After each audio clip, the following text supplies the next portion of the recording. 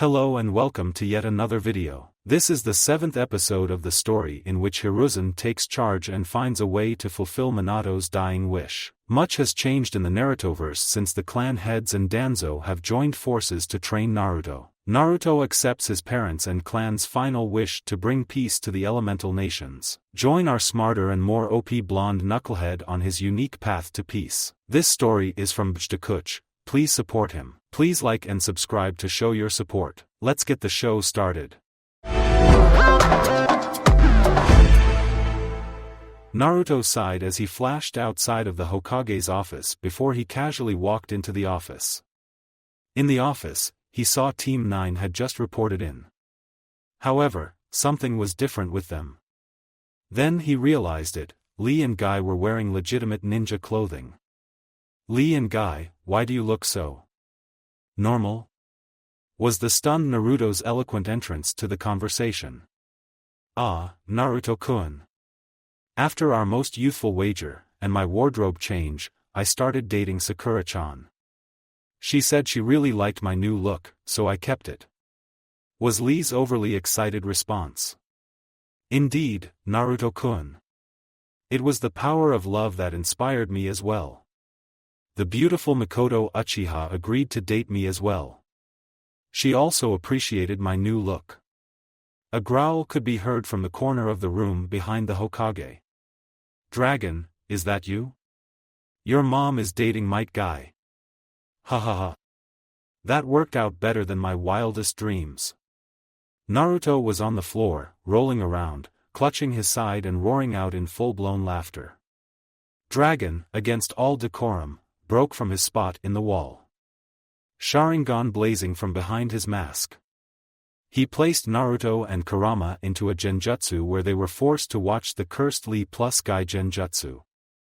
Naruto was so horror-stricken that it took a full iteration of the scarring genjutsu for him to break free. He could still see the rainbow and hear the ocean waves rolling in. Dragon, that is quite enough. Need I remind you that Naruto is my heir apparent, and thus your superior? Hiruzen's tone was playful but firm. Dragon turned and bowed to the Hokage before returning to his post. Team 9, that will be all. Please have your written reports to me by the end of the day and you have tomorrow off. After Team 9 left, Naruto had the Hokage clear the room, except for Dragon. Sorry, Itachi. I couldn't help it. After his HN response, Naruto continued to tell the Hokage what happened in the Kitsune woods. Dragon's mask fell off. He was so stunned and Hiruzen was no better. Naruto snapped a quick picture for a memento. Naruto the brought out Q, who validated Naruto's statement. They noticed his accelerated growth and noted it as further proof that what he said was true. Naruto went into Kitsune Sage mode to satiate Hiruzen's curiosity. The feral features, golden slitted eyes, orange markings on the face and an aura that dwarfed any Hiruzen could compare it to. He instinctively knew that Jiraiya could no longer stand toe-to-toe with Naruto. Then Naruto did the impossible. He entered his golden fox form, his human state of Biju synchronization. The chakra pressure broke all windows and nearly broke through the reinforced floor. The weight of the chakra had almost forced Itachi and Hiruzen to their knees. Both of them were floored. They both acknowledged Naruto as the strongest shinobi in Konoha but deemed that it should be kept a secret due to the threat of Akatsuki. The Hokage told Naruto that he would get a full briefing on the Akatsuki from Jiraiya. Later. Okay, Naruto-kun. The results of your training are most impressive. The Tsuna delegation will arrive next week for the finalization of the new treaty. Your ideas went over well for the most part. We will have final deliberations and ratification next week. If you wish to adjust Gaara's seal, you will need to do so by then. Take the week to work out the seal you want to use. Naruto nodded to the Hokage and disappeared in a yellow flash. Date nights with the ladies. When Naruto returned to the compound, he found out that the girls had some competition to see who would get the first date with Naruto, and it was Ino. Naruto picked Ino up from the flower shop that evening and took her to her favorite restaurant. Ino had grown a bit since he last saw her. She had filled out nicely with a cup bust hidden behind a purple top that cut off just below her breasts. Think Ino from Shippuden. The dinner was amazing. Naruto always loved Ino's personality, and she had gotten feistier from spending time around Anko. Evidently, Anko had taken Ino as her apprentice. Ino had developed rapidly under the Snake Mistress and earned a promotion to Chunin at the Kyumo Chunin exams. Naruto's clone hadn't made it out to Kyumo due to its responsibilities as heir apparent. Naruto paid for dinner before Ino guided Naruto to their next destination. They walked hand in hand through the village talking to each other like nobody else existed. They arrived at the base of a waterfall and a small lake 15 minutes later. Before Naruto could ask, Ino had stripped down to her birthday suit and laid her panties on top of Naruto's head. While Naruto was stripping, Ino jumped into the shallow pond. Naruto jumped in after her and used a burst of speed to swim up behind her and embrace her. She felt his length on her leg for a brief moment before Naruto dunked her underwater. Lemon removed Naruto attempted to carry Ino into her room after flashing back to the house. Unfortunately, nothing is missed when you live in a house with 6 women. Sometime during his stay in the Sage Woods, Hinata and Ino had gotten the approval of their parents to move in with Naruto. He liked to think it was because they trusted him completely with their daughters, but it likely had to do with his increased station and meteoric rise to power. Ino was still shaking and exhausted from their session earlier when they were jumped on by Anko and Kuratsuchi. Surprisingly, when out of the public eye, Kuratsuchi really let her hair down and became a bit wild, like Anko and Ino. Once the 3 started living together, it all kicked into overdrive. Thus, Naruto was left standing in the hallway as Anko and Kuratsuchi locked themselves away in Ino's room for girl talk. Naruto shrugged after staring at Ino's door for a couple seconds before going to make himself some food. Naruto ended up creating clones to cuddle each girl to sleep that night. The next day came and went after a day full of Naruto deciding which route to take with Gaara's seal. Samui was the next girl in line for dates with Naruto. Samui was always a fun challenge for Naruto. She maintained a very cool exterior, but Naruto knew that is only what she chose to show people. He enjoyed the challenge of getting to Samui's soft and gooey sweet side.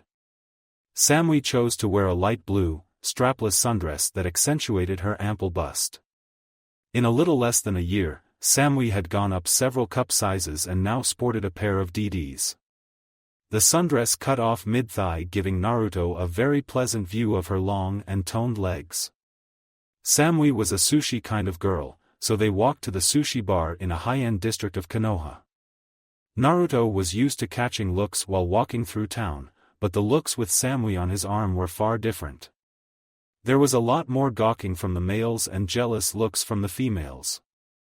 The way Samui pressed herself into him as they walked brought his thoughts back to her.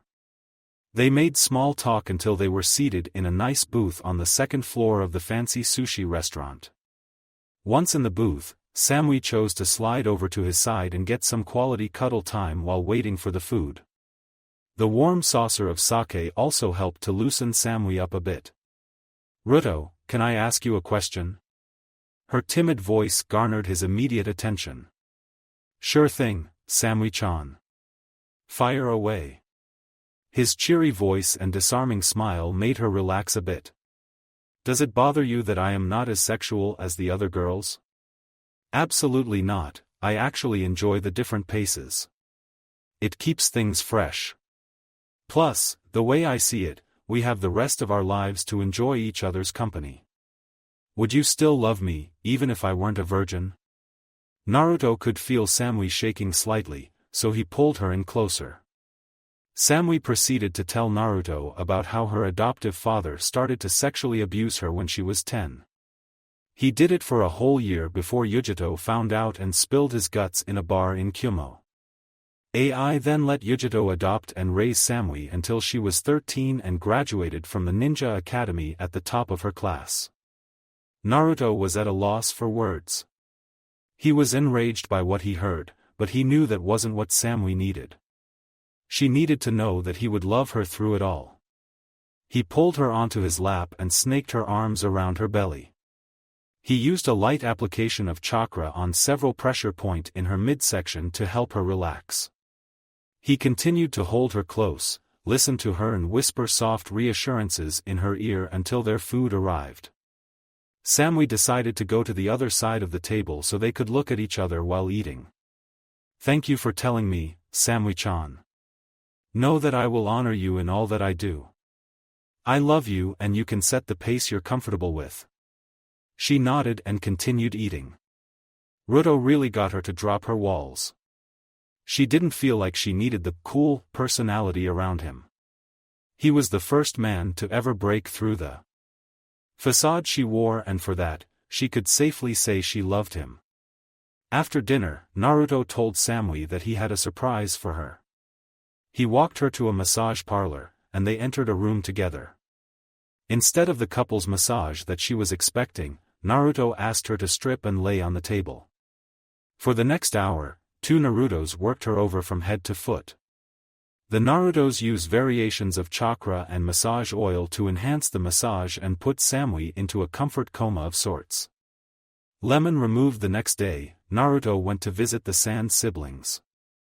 They had been cooped up in a house that was made to house foreign dignitaries.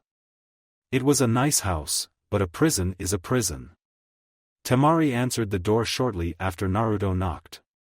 The annoyed look on her face turned to confusion when he asked if he could enter. She took him to the living room where Gaara and Kankuro were watching TV. Naruto didn't miss the flash of fear in Gaara's eyes when he recognized him.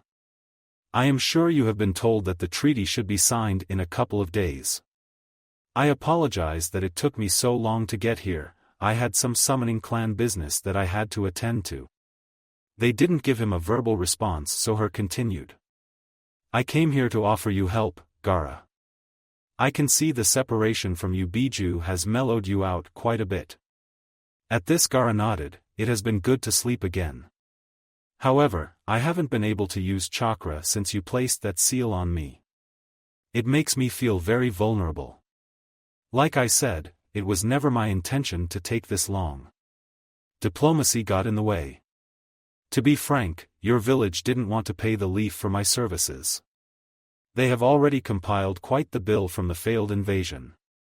That is why I offered to do it for free." Temari stepped in. "Why would you do that?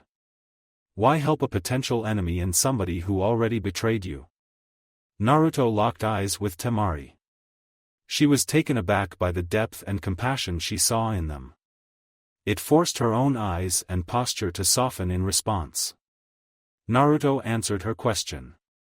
"I don't know if you know, but I started the negotiations between the Leaf, Kumo, Kiri and IWA. Shortly after the invasion, a treaty was signed, largely due to my influence. I made an appeal to them that I will make to you. I care not for grudges of the past. I care not for greed or power. All of my efforts are focused on forming a better world for my children, my children's children and as many others as I can along the way. I am the Jinchuriki of the Kyubi no Kitsune. He does not wish me to share his name with you. When I befriended him, I made a promise to help my fellow Jinchuriki and Q's brethren whenever I had the chance. Gaara's seal is an atrocity that harmed him and Shikaku.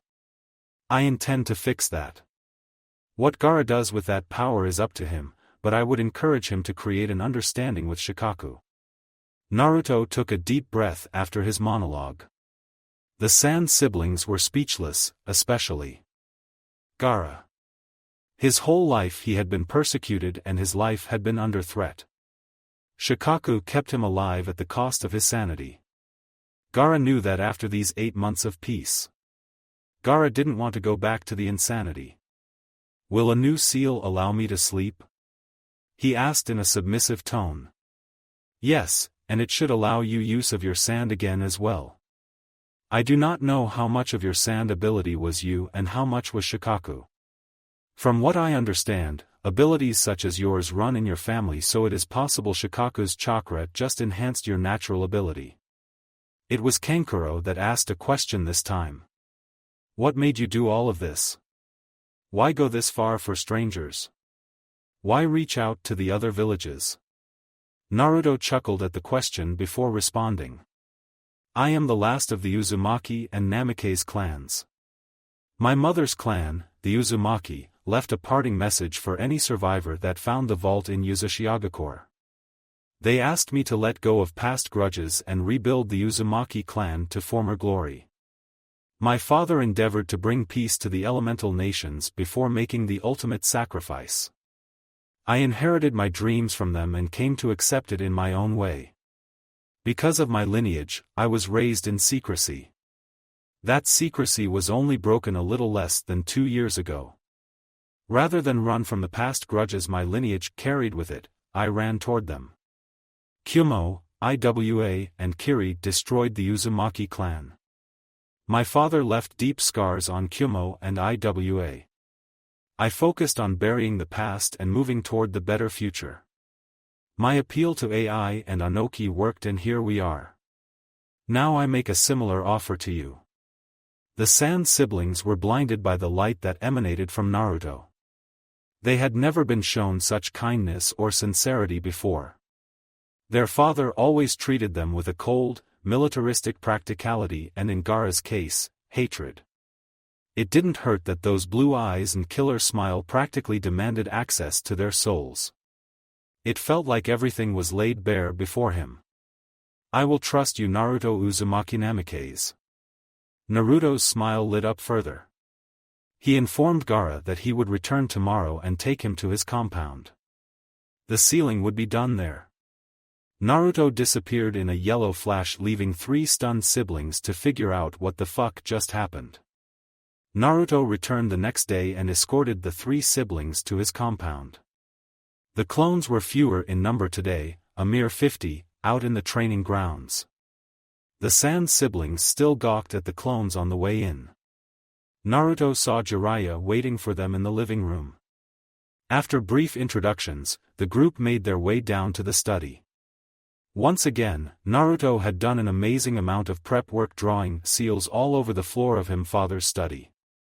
Naruto had Gaara strip off his top, and 2 clones began drawing the intricate seals on his body, starting from the seal's origin, his heart. While the clones were drawing the seals onto him, Naruto let Gaara in on part of his plan.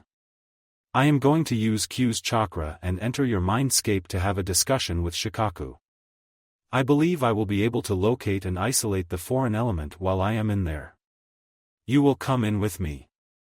Be warned, since there is no separation, we will be in the same area as Shikaku.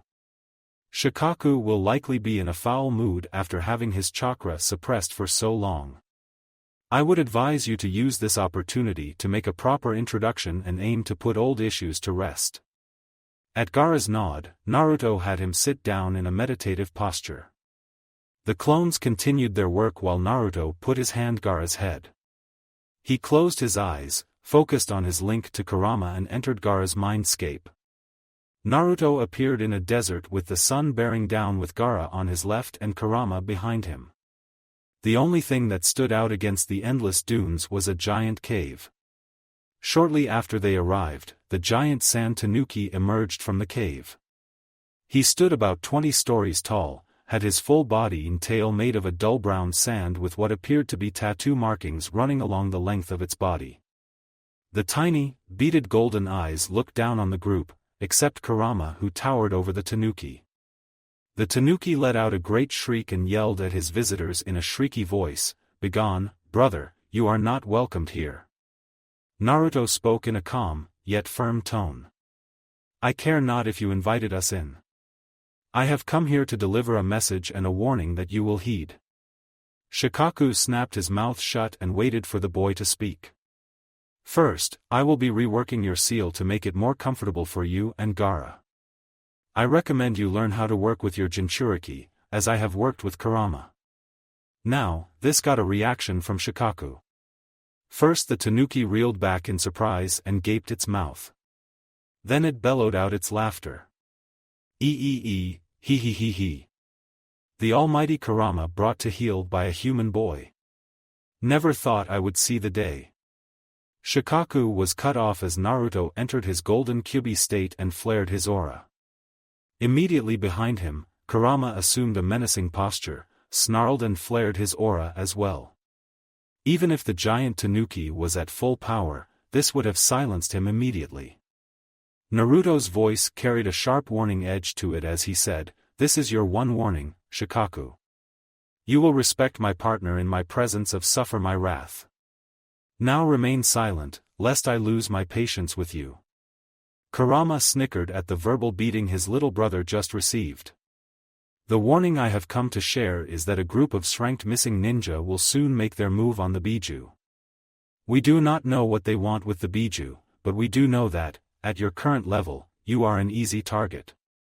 Thus, why I told you to work with Gaara. Shikaku sneered at this. Me, work with that boy? I fear no human.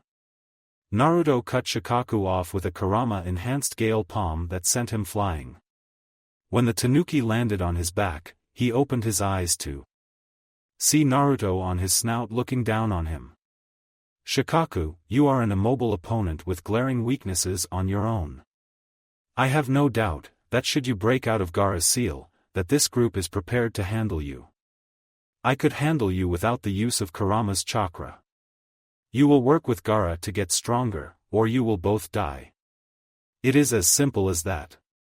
Now, sit here and be a good Tanuki while I go and say hello to the priest.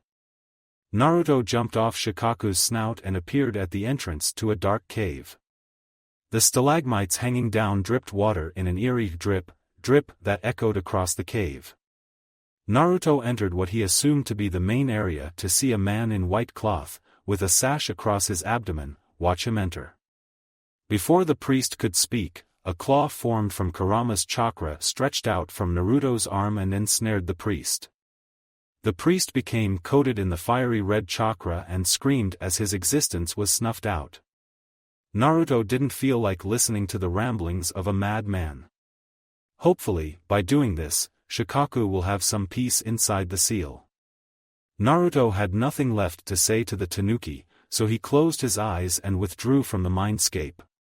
Outside the seal, Kankuro and Temari had watched Naruto enter his golden Kyuubi state and saw a brief spark of red chakra around Gaara's seal. They dared not make a move with Jiraiya watching them.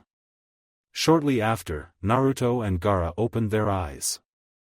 Gaara looked at his siblings and gave them a nod to show he was okay.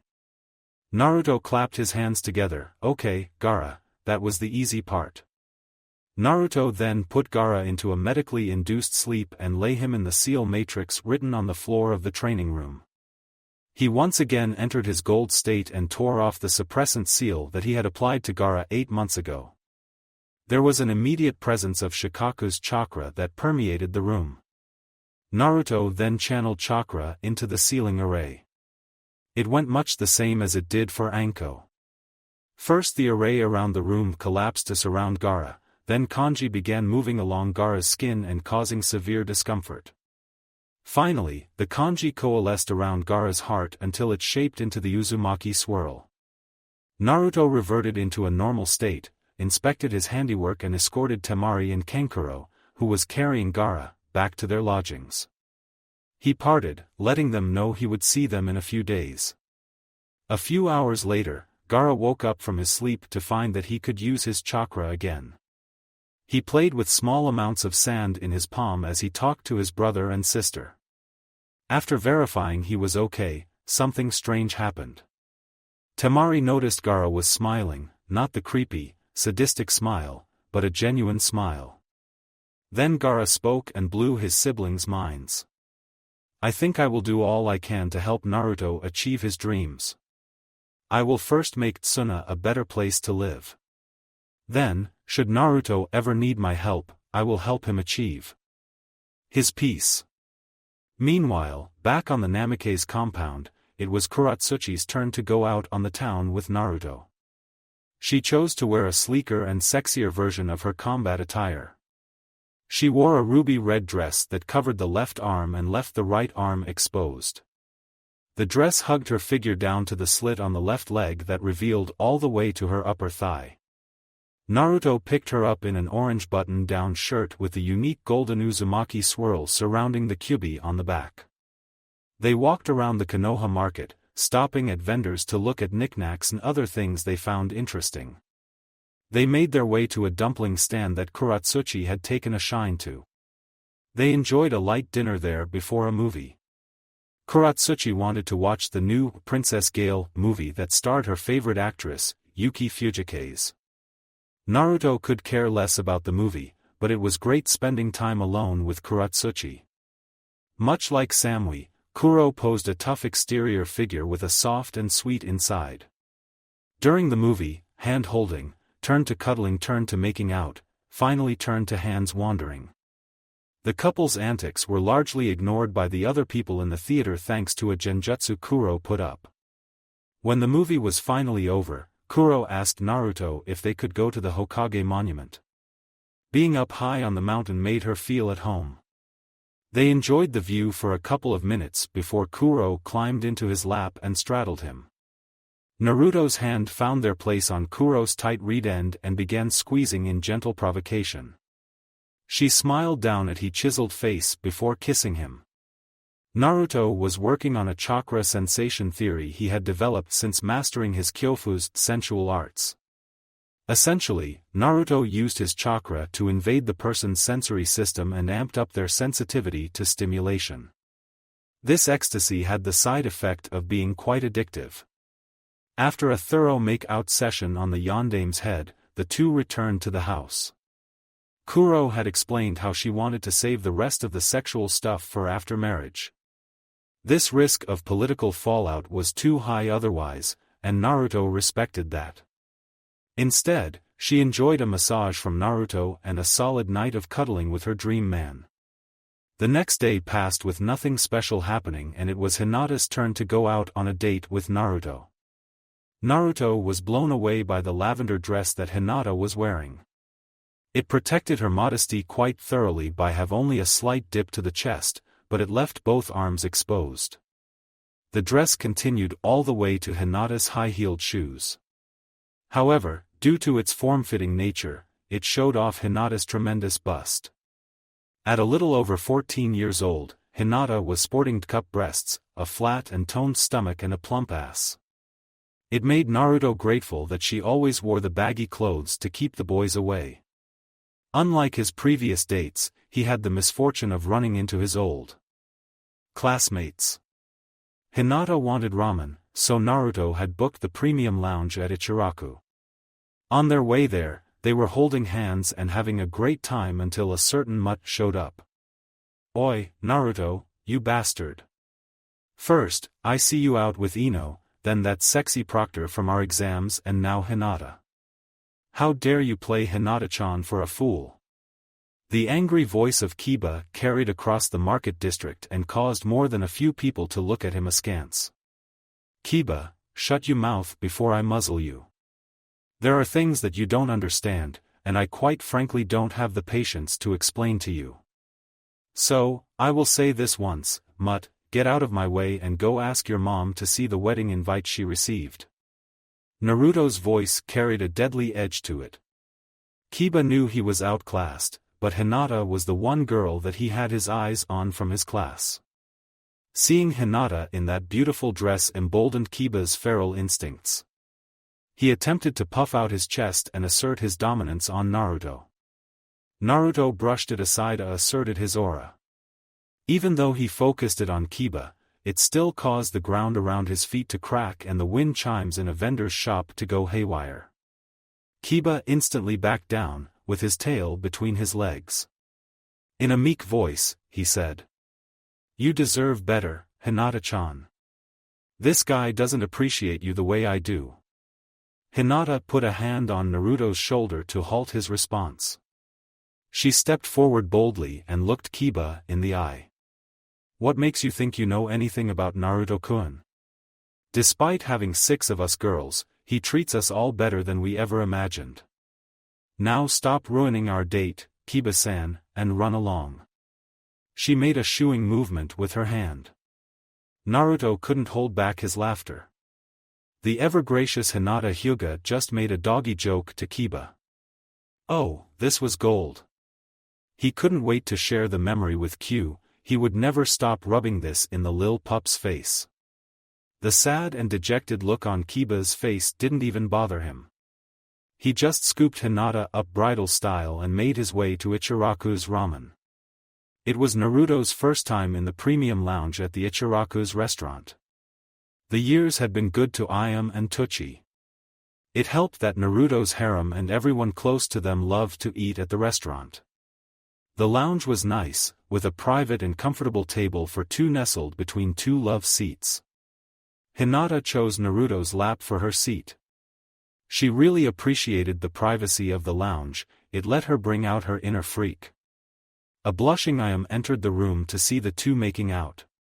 She greeted them both warmly, took their orders and swore to knock before entering next time. Hinata had come the furthest in the past 9 months. Her shyness around Naruto eroded away and her freak side was stoked by the flames of Anko and Ino. Those two were wild. However, unlike Anko and Ino, Hinata could keep her inner freak on a leash in public. They enjoyed the ramen and sake before moving on to the next part of their date. Tonight, there was a show put on in the Konoha Theater. It happened to be a play about two star-crossed lovers, whose families hated each other, blah, blah, blah, dude gets himself killed and this Juliet chick offs herself. Hinata was moved to tears while Naruto put on a fake smile and applauded. It wasn't his kind of thing, but tonight wasn't about him, it was about Hinata. Hinata modeled after Kuratsuchi and Samui when it came to sex. She would save it for after marriage because if she did it before marriage her father would likely kill Naruto. That didn't stop her from giving Naruto some of the best head he had ever received.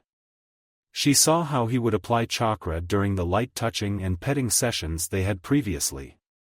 She just applied that concept with her hands, mouth and tongue.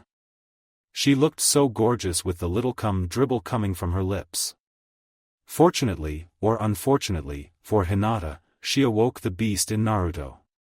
His tongue and fingers left her in a crumpled heap on a soaked bed. She cuddled up into the warmth and safety of his chest and enjoyed a wonderful night's sleep. Haku was quite possibly one of Naruto's greatest challenges. The girl had grown up subservient to the will of her master, Zabuza. Unfortunately, this mentality had carried over to Naruto. Him and his clones had tried to break her of the submissive habit with minor success. There have been marginal improvements, but she immediately cowed to Naruto's will. He decided to make her choose the date's itinerary for the night.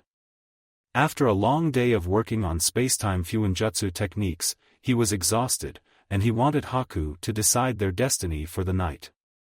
Naruto was pleased when she chose the same sushi restaurant that Samui did because it showed him that she was favoring her preferences. They enjoyed a quiet dinner where Naruto discovered more about her wants and dreams for the future. She had struggled to think of a dream for the future the first time Naruto had asked her. However, she gave him his answer tonight. Naruto-kun, what I want is to become your wife and lead a branch of the Uzumaki clan. I want to pass on my bloodline to our children and train them. I so desperately want to see this piece you so passionately speak of. I would like to further my training in the medical arts and get a job at the hospital here. While I will continue to be a shinobi until I am with child, I would like to have that job to fall back on. As for the future, I just want you and our future family in it. The look on her face was radiant as she said this. She was wearing a long-sleeve, neck-blue shirt with white edging that gave just a glimpse of her cleavage from above. It was the exposed midsection that barely covered the underboob that really got Naruto going though. The way she squeezed his hand while Hazel met azure blue eyes furthered her allure. Naruto was pleased with this development and let her know as much. They had a great dinner with a more two-sided conversation than Naruto was used to having with Haku. Haku chose to go on a hike through the woods near Konoha's wall. She chose a trail that had a wonderful waterfall on its path. They sat on a rock atop the waterfall and talked some more. The sun had yet to fall when she requested Naruto to take her to her room. When Naruto walked in, he saw some light bondage gear laid out on the bed. He took a step back and held her shoulders with straight arms. Making sure to maintain eye contact, he waited for her to explain. Naruto, I will do my best to be more assertive in our daily lives.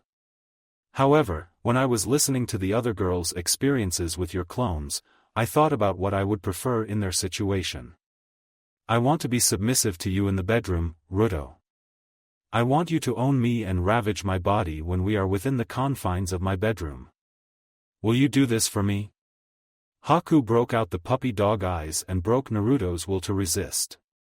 Naruto donned his game face the next day as Hinata helped him adorn his formal yukata. Since returning from the Sage Woods, Naruto had been holding the two clan head seats in all village council meetings. For most meetings, he sent shadow clones. However, today was the day the Sand Envoy arrived, and he was called to join the negotiations. He entered the council chamber and only Hiruzen, Jiraiya, Danzo, Baki, the Sand siblings and two other Tsuna counselors were in the room. He took the seat to Hiruzen's right before the meeting began. Greetings and thank you for traveling to join us in negotiations. We have agreed upon many of the terms through previous correspondence. Let us now review those terms. For the duration of the following treaty, Konoha agrees to redirect missions from the Wind Daimyo to Tsuna. For the next 5 years, Tsuna will pay 10% of its GDP to Konoha for payment of attempted invasion. For the next year, an additional 5% will be taken to cover the cost of repairs. For the release of all Tsuna shinobi, totaling 147, Tsunagakure will give Konoha copies of all wind ninjutsu scrolls and a compendium of poisons and antidotes. For the next 10 years, Tsuna and Konoha agree to trades of timber, water and food in exchange for iron, salt and oil. These trades shall be tariff-free. Tsunagakure will pay 2 million ryo over the next 10 years for the return of Tsubaka no Gara, Kankura and Temari. Addendum, if Temari marries a ninja of the leaf and takes on an ambassadorial role, this shall be reduced to 200,000 ryo. Both villages agree to a mutual non-aggression treaty for the next 10 years, or for the duration of any political marriage. Upon violation of any of the above-listed terms, Konoha retains the right to void this treaty and seek compensation by conquest. In good faith, the Hidden Leaf has strengthened the seal of the Jinchuriki Tsubaku no Gara. There is no compensation required for this action. These terms are now open to discussion.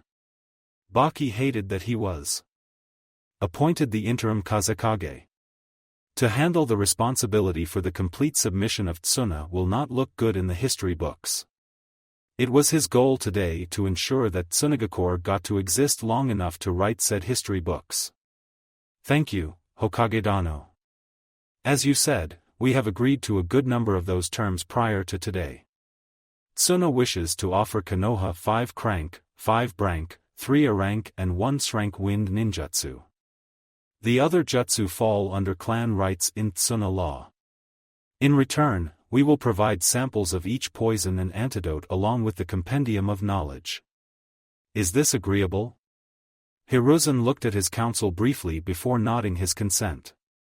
Tsunagakure wishes to offer Tsubaku no Temari's hand in marriage to Naruto Uzumaki Namikaze. We find no other suitor worthy of her, and she has expressed as much. Baki-san, if that is the case then we will need to recess for the night. I have already informed Hokage-sama that such decision must fall upon my wives. In addition, I have already chosen the maximum number of spouses allowed to me under the CRA. You will have to receive the approval of Konoha's council to amend said law. I would never forsake those who have so readily given their hearts to me. Furthermore, I make no such guarantee that Temari and I will be married. I will only marry for love, nothing else. Thank you. Naruto maintained a professional tone. He had prepared himself for this possibility, but it still annoyed him. Temari had listened to Naruto speak. She had heard about his harem of sorts and wondered if she would be forced to join it. From Tsuna's angle, it must be Naruto because Naruto is the link to all other villages. Even if Temari married some other clan heir from Konoha, it would do very little to help Tsuna in the long run. Not to mention, the way he carries himself, his looks, his power, his passion and his determination set him far above all others his age. Then he went and helped Gaara for no reason other than he wants to help those with the same burden as him, and if Gaara is to be believed he wants to help the Biju. Yeah, she agreed with Tsuna, it was Naruto or bust. Naruto-san, forgive me for speaking out of turn. Am I that unappealing to you as a wife? Would you not fight for my hand in marriage? Temari's voice was timid and lacked confidence. Maybe it was because she had stood and spoke before she had even thought it through. I meant no such offense, Temari-san. I am sure you are a wonderful woman. Your skills as a kunoichi are superb and you are beautiful to boot. The problems I have with this arrangement are those I stated before. The CRA allows up to 3 wives per clan. If I do not set the limit there, then I will end up like the legend of King Solomon from ancient times. I am not greedy or proud enough to covet more wives. If my village asks it of me, and we get along well, then that is one issue. However, I have 6 women that share my heart. They are my strength, my love and my future. I cannot make this decision without them. I apologize if this causes you any distress. Naruto bowed to show her his sincerity. His words silenced her and the rest of the rebuttals from Tsuna.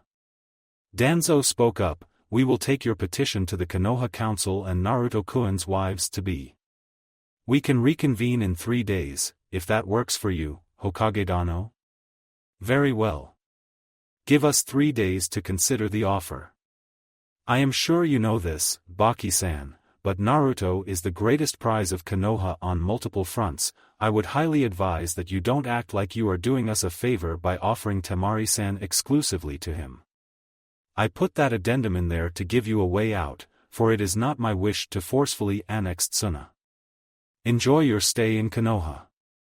Hiruzen's words carried a warning that was duly received. After the Tsuna representative cleared the room, Danzo and Hiruzen tried to open Naruto up to the idea. They were sure they could get the council to agree. They were unsure about the girl's approving thought. Hiruzen had been watching Naruto's dates in the crystal ball. Naruto put a tremendous amount of effort into making each girl feel special. It is doubtful the girls wish to share him more than they already have. Naruto only said he would think about it. He was dismissed for the night and returned to the compound. He sent out clones to retrieve his girls for a talk. Anko was already in the house waiting for a date, however, she saw the look on Naruto's face and asked for a rain check. He gave a meek apology to her, but he promised her a rain check. Since it was Anko's night, she sat on the real Naruto's lap and each girl chose to accept a clone for the meeting. Okay, girls, I swear I did nothing this time. The only reason I even ask you to think about this is because it is another major village. My feelings up front, Temari is pretty and strong. I don't know her much more than that. I don't know how she feels, all I could pick up was concern and anxiety during the meeting. I am not exactly against it, yet I am reluctant to actively pursue it. I promised that I would bring this issue to you, and it has been brought. I will stay and listen to you talk it out so that I may get my cuddle time in. It makes me feel better. Naruto sounded tired, which was highly unusual for the blonde ball of energy. Anko took the lead, as she often does. I don't know this girl either. A big part of me says make her choose another man, but I can see only boys amongst your age group. I understand why she would choose our Naruto-kun. Really, it comes down to do we feel like sharing even more than we currently are and how she would fit in with us girls. We all know she will fall for Naruto. Kuratsuchi picked up the mic next. I see the political merit in bringing her in.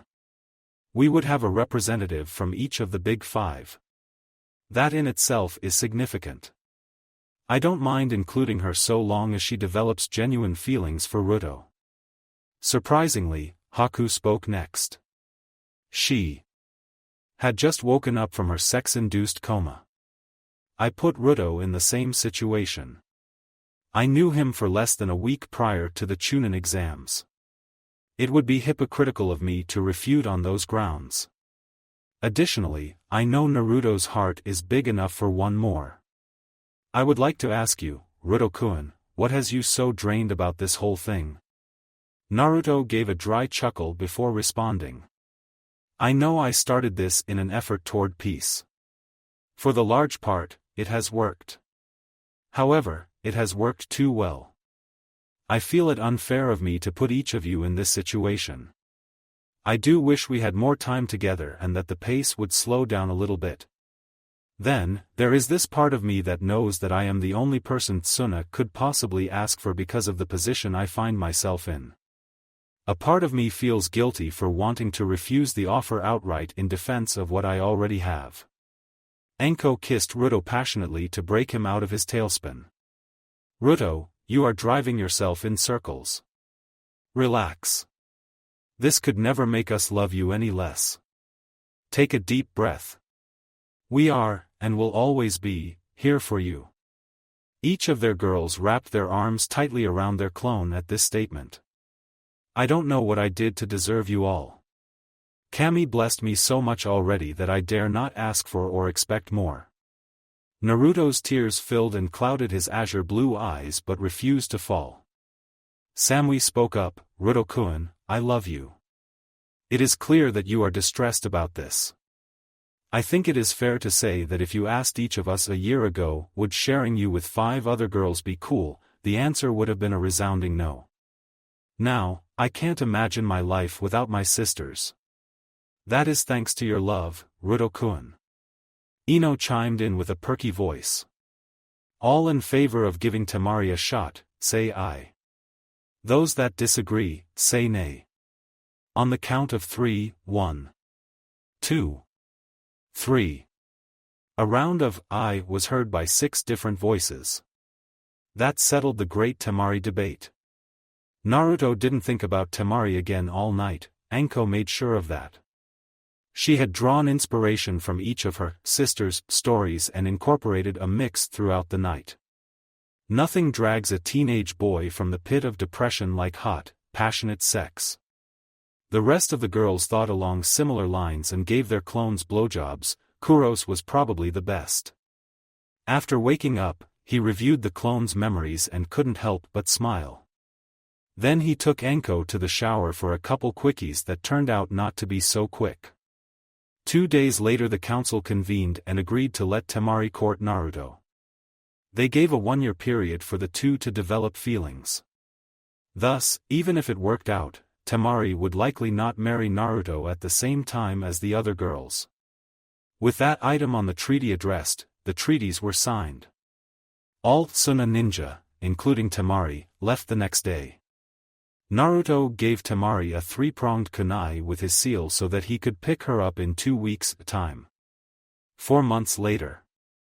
Wedding day Konoha was in a hectic state. Citizens were running everywhere setting up for what appeared to be a festival. Konoha was illuminated by the sun, and you could see lanterns, streamers, banners and various party supplies. A closer look around would show that Konoha spared no expense in preparing for the grand occasion. Over the main gate, the flags of Iwa, Kumo, Kiri and Konoha flew. They were positioned equal to each other as a sign of partnership and goodwill. The flags were flanked by Jonin and Chunin patrols that were monitoring the overwhelming number of foreign visitors entering Konoha. The village security was at maximum to prevent anything from interrupting this monumental moment in history. At the front gate, all clan heads, the civilian council and the Hokage stood behind Naruto. Naruto was given the honor of greeting the various kage and daimyo into the village. Naruto had extended an invitation to the Rice Country daimyo. He had been working alongside Hiruzen and Naruto's clone since the invasion to annex Rice Country and get it under Konoha's protection. In return, the Rice daimyo had been helping to root out Orochimaru's old hideouts in an effort to eliminate the lingering forces. The Hokage was concerned about the prisoner who escaped during the invasion, Kabuto Yakushi, who was Orochimaru's right-hand man. Unfortunately, they had yet to locate this man. The raids on all of Orochimaru's hideouts in Rice, Fire, Lightning and Earth countries had been very successful. The countries shared information on this subject freely and convened a joint council on what to do with his research. Most of it was vile and the countries agreed unanimously to destroy it. However, there is always some light in the darkness. Orochimaru had stumbled upon some medical cures and captured many prisoners with bloodlines from all over the elemental nations. This medical information was shared amongst the villages and the prisoners were given back to their respective countries.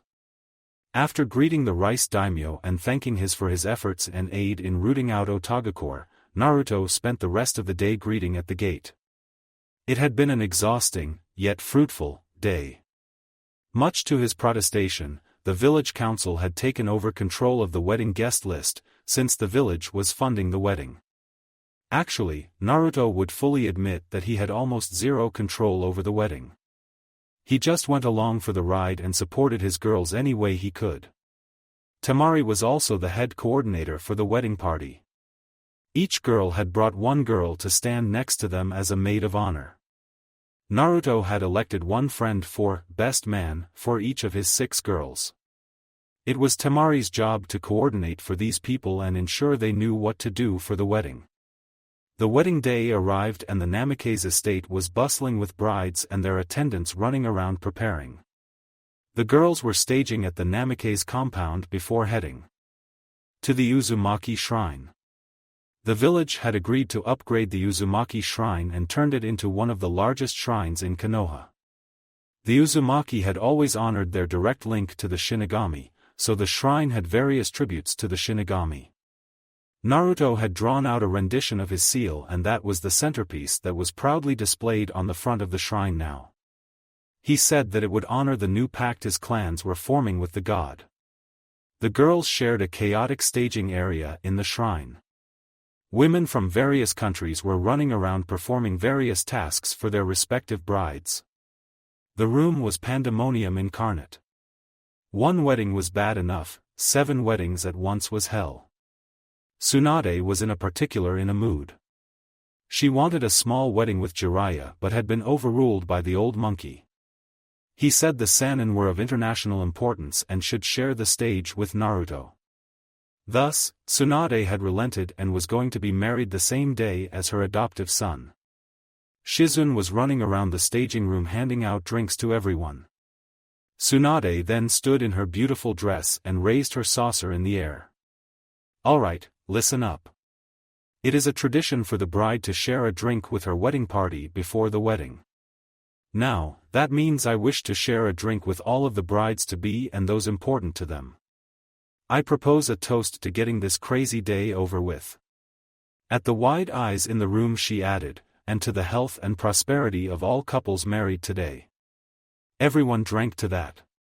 In front of the shrine, 500 chairs were grown directly from the ground by Yamato, Konoha's last Mokuton user. Each chair was filled by important people from around the elemental nations.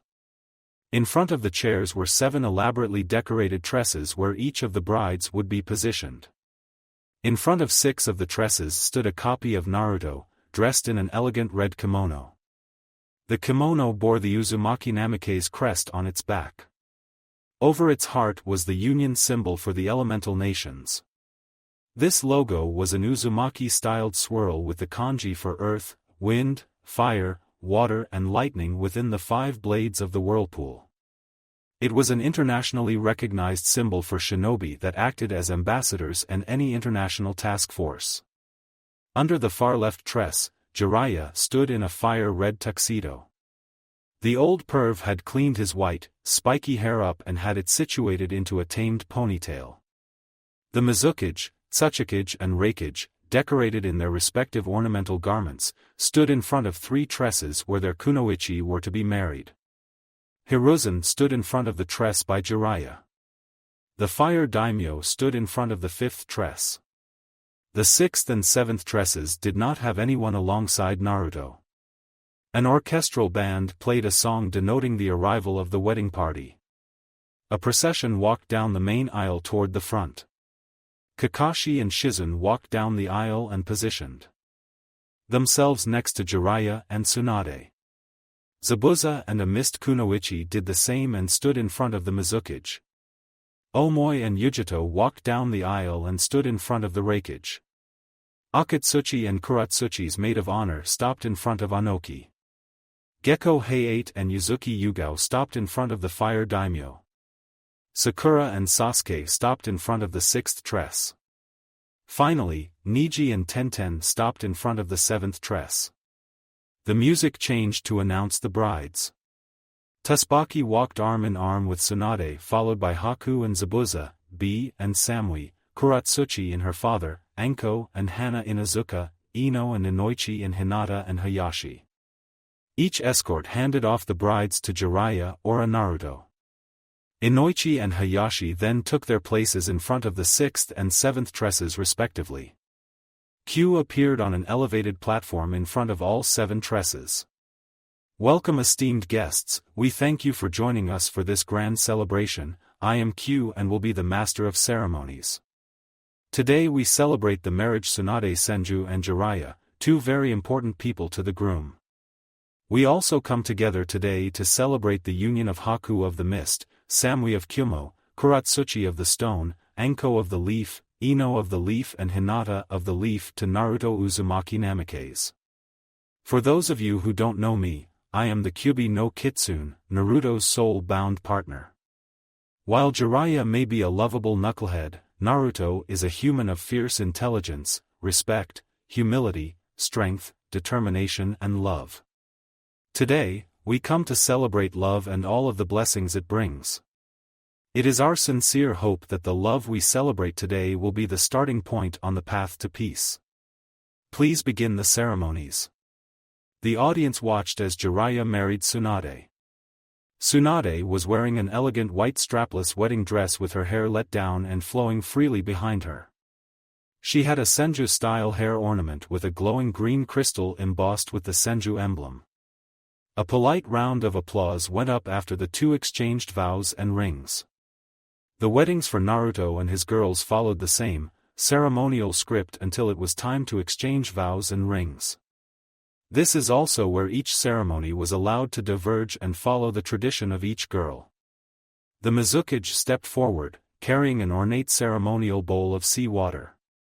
Naruto Uzumaki and Haku Momochi, as all things came from the sea, so do we ask the sea to bless this union. May then had them link hands. She sprinkled water on each of their foreheads before placing the joint hands into the bowl. Haku wore a beautiful ice blue, long-sleeve wedding dress with a high collar that kissed her neck. The wedding dress had a diamond-shaped cutout that showed off modest cleavage and accentuated her beauty. The backless dress contrasted the modesty of the front, almost completely exposed and coming to a point just above her shapely rear. She looked longingly at Naruto. Naruto Uzumaki Namikaze, the most unpredictable ninja and owner of my heart. You gave my life new meaning and inspired me to find a new purpose for my life. I love you for your pure heart and selfless strength. You came into my life and turned my world upside down in the best way possible. I am yours. I will love you, till the day the sea reclaims my body and hope our souls find each other in the pure world. Haku Uzumaki, we started out as enemies in the land of waves. I felt the purity of your heart and chakra as soon as I met you. When I removed your mask, your beauty disarmed me and made my heart skip a beat. The trust you chose to place in me since then has only grown. I vow to love and cherish you. To hold you when you're cold and be there when you feel alone. Kami blessed me with you, my ice princess. From now, till the day I die, I love you. Naruto's voice wavered slightly with emotion, but still carried for all to hear. After Naruto's vows, the next ceremony began. The Raikage stepped forward holding a ceremonial band decorated in lightning. Samui and Naruto Namikaze, may the clouds bless you and hold you. May you be spared their wrath in storms, sheltered from the burning sun in their shade, and may your life be blessed by their absence on sunny days. May your union earn the favor of Kami in heaven. You may now exchange vows. I hand them join hands and wrapped the ceremonial cloth around their wrists, binding them together. Samui wore a truly stunning white dress. It wrapped around her neck in a thin strip and exposed her chest and back. The chest area was modest but enticing, while the back showed off the strength and beauty of a top-notch kunoichi. Samui started, Ruto, from the moment I read your letter, I knew you were something special. When I saw you for the first time, my feelings reawakened. The feelings that you awoke in me brought color to my life and fullness to my heart. I vow to remain yours, and only yours. To walk alongside you on this perilous path toward peace. I love you like crazy and will love you long after Kami calls me to the pure world. Naruto wiped a tear from his eye before responding to her vows. Samui Namikaze, my cool wife, he paused to let the laughter die down from the Kumo crowd that knew Samui. What started as a crazy idea in my head has turned into the greatest blessing of my life. My beautiful and unshakable lightning princess. You bring calm and sanity to the chaos of my life. When I am with you, my heart is at peace. I vow to love you, cherish you, and walk alongside you for the rest of my days. This Naruto clone wiggled his eyebrows and squeezed her hand when he said, "Love you." Samui's giggles and the beautiful smile on her face lit up the area under Tress 3. Anoki took over after Naruto's second set of vows. He walked forward carrying an old stone that had ancient carvings of a man and woman holding each other on it. It was the matrimonial stone of Iwa. He had Kuratsuchi and Naruto each place a hand on it. They decided their free hands would hold each other's. Kuratsuchi Kamizura and Naruto Uzumaki. The will of stone is the strength to endure all things. As the earth's surface shapes and bends itself to the whims of time, it maintains its strong foundation. May your union be blessed by the stone. May you endure all of life's struggles together, and may your foundation of love last for all your days. You may now exchange vows. Kuratsuchi's black eyes with pink irises peered into the depth of the azure blue orbs. She was wearing a ruby-red dress, her hair trailed in waves to her mid-back. She adorned a beautiful golden hair ornament with the Kamizura family crest seen through the ruby.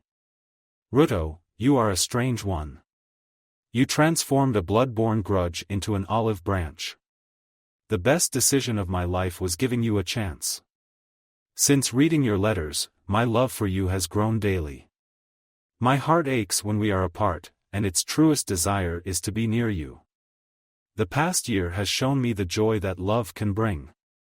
My will of stone is to protect our family and the peace we are aiming toward. I vow to love you with all I am for as long as we walk this earth. Kuro-chan, like a fire ruby will shine in the darkest depths, you illuminate my life. You help me find joy in all things. I am forever grateful you gave our love a chance. What was once a spark of curiosity has grown into a passionate fire. May our love be like a diamond.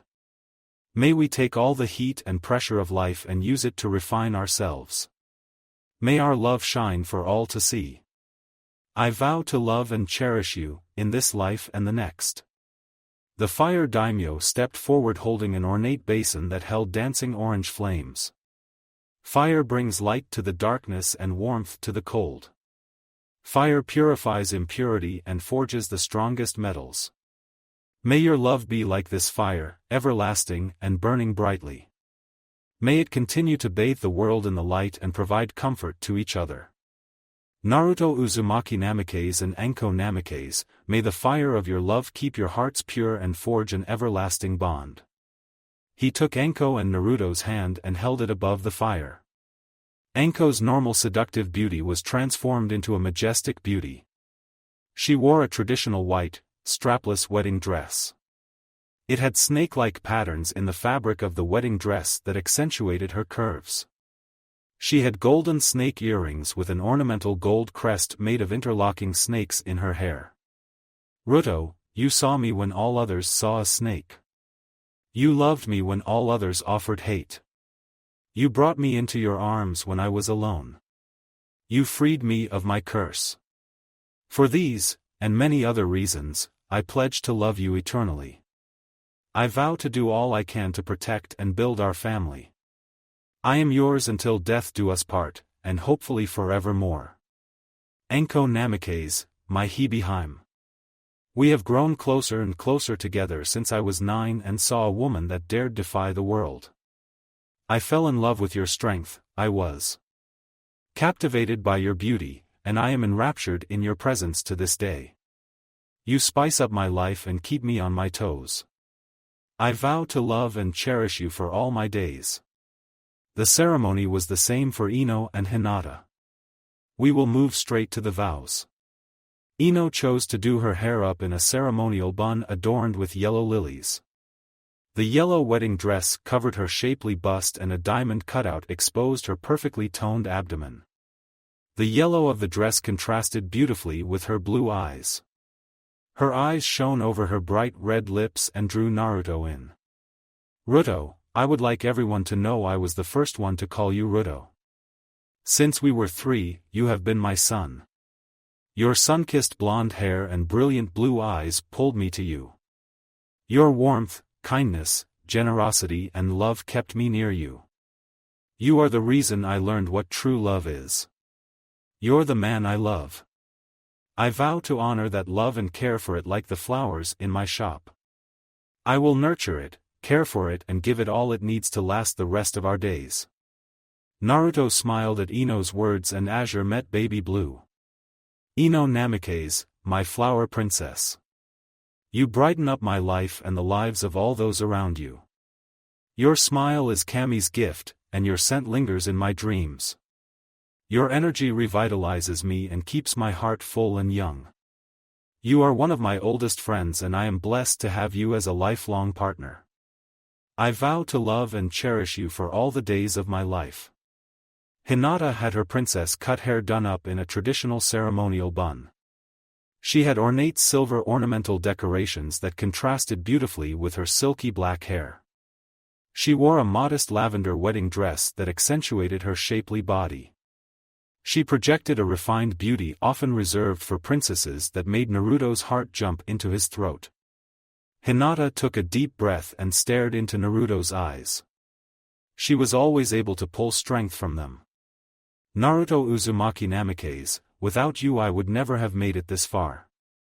When I was 3, you saved me for the first time. You freed my clan from its curse to help me achieve my dream. You give freely the love and joy that fills my heart. You embolden my heart and are the moon to my night. Your love and light chase away the shadows of my life. For these and many other reasons, I love you and will continue to do so for the rest of my days. Naruto looked into the beautiful white eyes of Hinata. He marveled at the beauty and lavender tint they possessed. Hinata Uzumaki, my Tsukihime. You and your clan have been lifelong friends and now partners. You are the calm to my storm and the beauty to my beast. Your presence brings me joy and peace. Your eyes hold the beauty of the moon and can see right through me. You temper my fire and make me wish to be a better man every single day. My friend, teammate and lover. I vow to love and cherish you for all my days. Throughout the vows, many tears were shed. Mikoto had given Guy a whole box of tissues and it did little to stem the flow of tears from him and Lee. There was a miniature lake forming below the two. They would normally be holding each other, but Mikoto and Sakura kept bonking them on the head to prevent the horrid genjutsu from ruining the lovely wedding.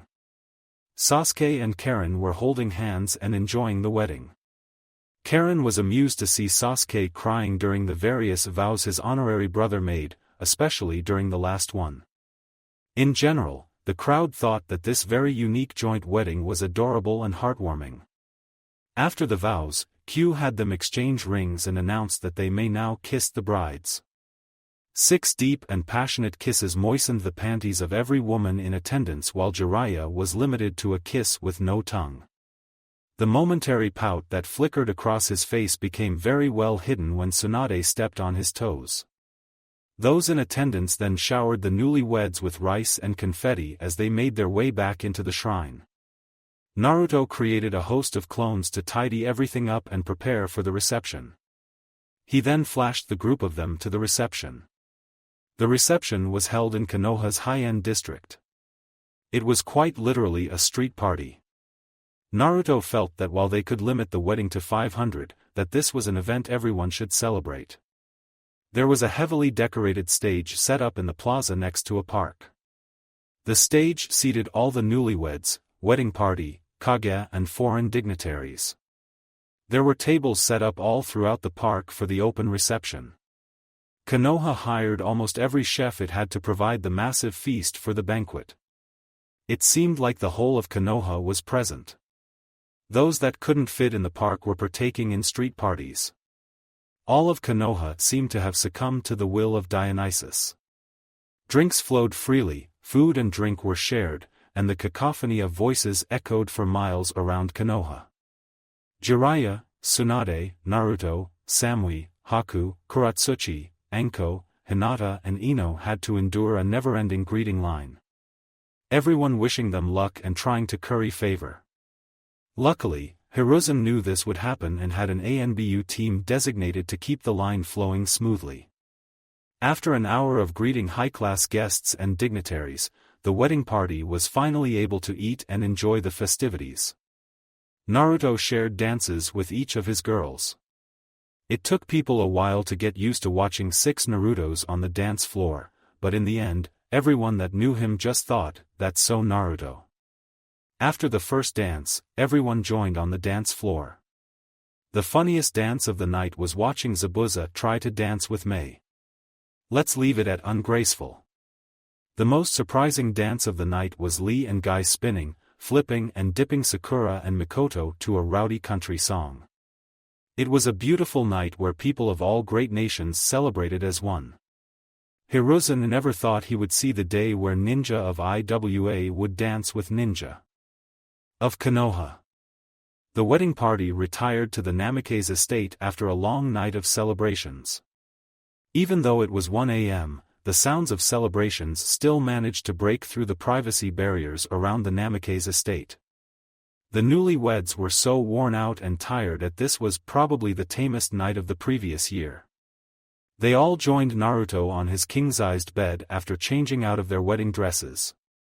Naruto slept with Anko and Ino on his right arm, Hinata and Haku on his left.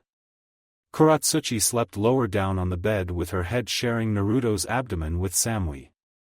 Despite the crowded bed, all parties had grown to cherish the other's presence, which gave the group a wonderful night's sleep. Naruto cursed the sun's light for rousing him from his warm and comfortable position. The 6 girls were still resting peacefully, so Naruto just thanked Kami and lay still to let the girls get their sleep. Unfortunately, Naruto felt the pull on his conscience that was him being called to the Hokage's office. Naruto created a clone and swapped places with it. The seamless transition only woke up Hinata, who Naruto whispered back to the realm of dreams.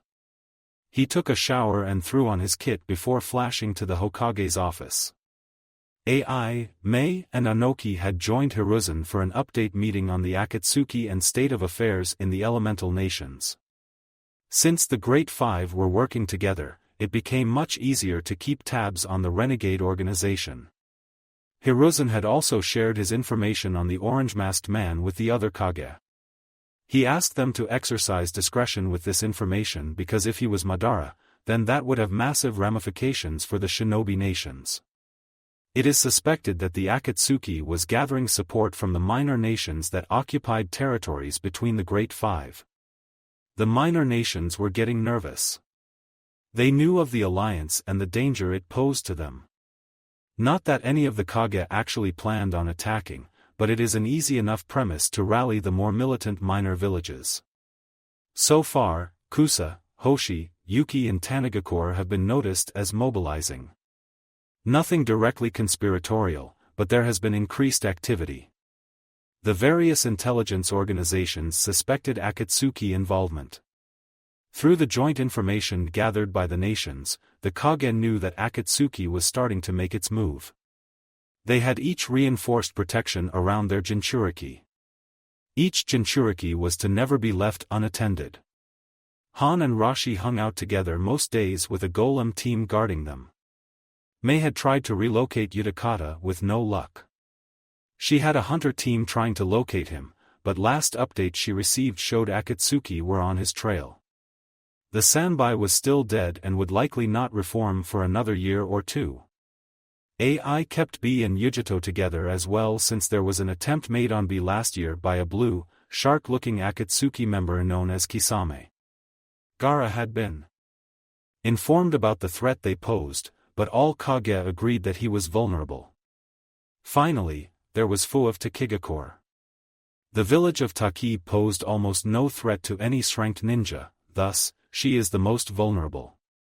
The Kage planned on sending an international team to inform Taki of the threat and offer assistance. When Naruto walked into the office, the Kage greeted him and congratulated him on a wonderful wedding celebration. They each apologized for not giving him a day off, but this was urgent. Taki was recently infiltrated by rogue ninja that had stolen some of their hero's water. The village has had an alliance with them since Konoha gifted them the 7 tails and they were calling for support. Naruto-kun, we would like you to assemble 2 squads and go to reinforce Taki. If possible, retrieve the hero's water. While there, please try to connect with their Jinchuriki. We all agree that she is the most vulnerable. We have prepared this offer of alliance and defense contract if they are willing to let Fu reside here with the 7 tails. We are being generous in order to deny Akatsuki a valuable piece. When done, please return here via Hiration to ensure the safe transfer. Hiruzen used a strictly professional tone of voice since the other Kage were present. AI added, "Who do you plan on taking with you, Naruto?" Naruto bowed to show respect before replying, "Honorable Kage, I believe it unwise to separate from my new wives at this time. If I bring them with me, along with Jiraiya, I believe that would be the best team." "Why Jiraiya-sama?" asked Mei. "Because I believe your estimation is correct. Taki is the most vulnerable, especially after the recent attack. I believe there is a mid to high risk of running into Akatsuki. I would prefer taking another Jinchuriki with me, but I know that is not possible. As such, I believe a Sannin is the best alternative." Anoki chuckled briefly. "You are indeed wise beyond your years, Naruto-kun. You worry that you would not be able to deal with 2 strength shinobi and protect your wives. Hi, Anoki-jisan. My girls are strong, that much is certain. However, I cannot say with certainty that they would be able to hold off an strength threat yet. As I stated earlier, it would be unwise to forcefully separate us at this time. Bringing Jiraiya mitigates both threats. Plus, this could almost be a honeymoon if we don't run into the Akatsuki." The Kage all chuckled and Hiruzen sent Anbu to bring Jiraiya. Jiraiya entered 10 minutes later. He took in the gathering and figured it had to be about Naruto. "Okay, Gaki. Why the hell am I being dragged here in the morning after my wedding?" Naruto assumed his signature sheepish pose and chuckled before replying. "Kyofu, I am in the same situation. Long story short, we need to take a trip to Taki. I cannot leave my girls behind and due to the active threats, I need you for backup. Worst case scenario, we get a good fight. Best case scenario, I look the other way as you watch your muse at work." The Kage all looked at each other, but it was Anoki that asked the question. "Jiraiya, don't tell me you use young Naruto as the inspiration for the books we love so much?" "Yes, all Kage read Ika Ika. It might as well be considered a quirk prerequisite for the position. Jiraiya just chuckled and waved Anoki off. They all thought it better left unsaid, so Naruto and Jiraiya bid the Kage farewell and went to break the news to their newlyweds. After waking the girls up, making them breakfast and packing their bags, the group set off for Taki. Jiraiya didn't eat breakfast but partook in the finer wake-up call for Tsunade. Thus, when he joined the group with a shite-eating grin on his face, everyone knew. The girls just wished that they had their own time with Naruto this morning. The group headed out around noon for Taki and camped out about half a day away from Taki. That night, Naruto conveniently forgot to put up the privacy seals on the tent. That night alone inspired a whole new book for Jiraiya. 4 months later, Ika, Sister Wives would make its debut. The group arrived the next day late in the afternoon in front of the hidden waterfall. Naruto flexed his chakra to alert the guards and patrols of their presence. After a minute, a mint-haired girl in her early teens appeared at the front of a squad of Taki ninja. She wore a crop-top white shirt with mesh armor seen around its edges. She also wore a short, white skirt and white arm guards, and she had a red container on her back. She spoke in a suspicious tone to address the international ninja group. "Hello, ninja-san, I am Fu, state your business with Taki." Naruto gave her a disarming smile and extended his hand. "Nice to meet you, Fu-san, my name is Naruto Uzumaki Namikaze. These are my wives and Jiraiya the Sannin. We have come in response to a request from Shibuki. I have also wished to meet you, 7. Tell Chome Q says hello." Fu's eyes seemed to zone out for a bit before she smiled brightly. "Naruto-sama, we have been expecting you. News of your exploits have reached us, and I would be glad to talk with you.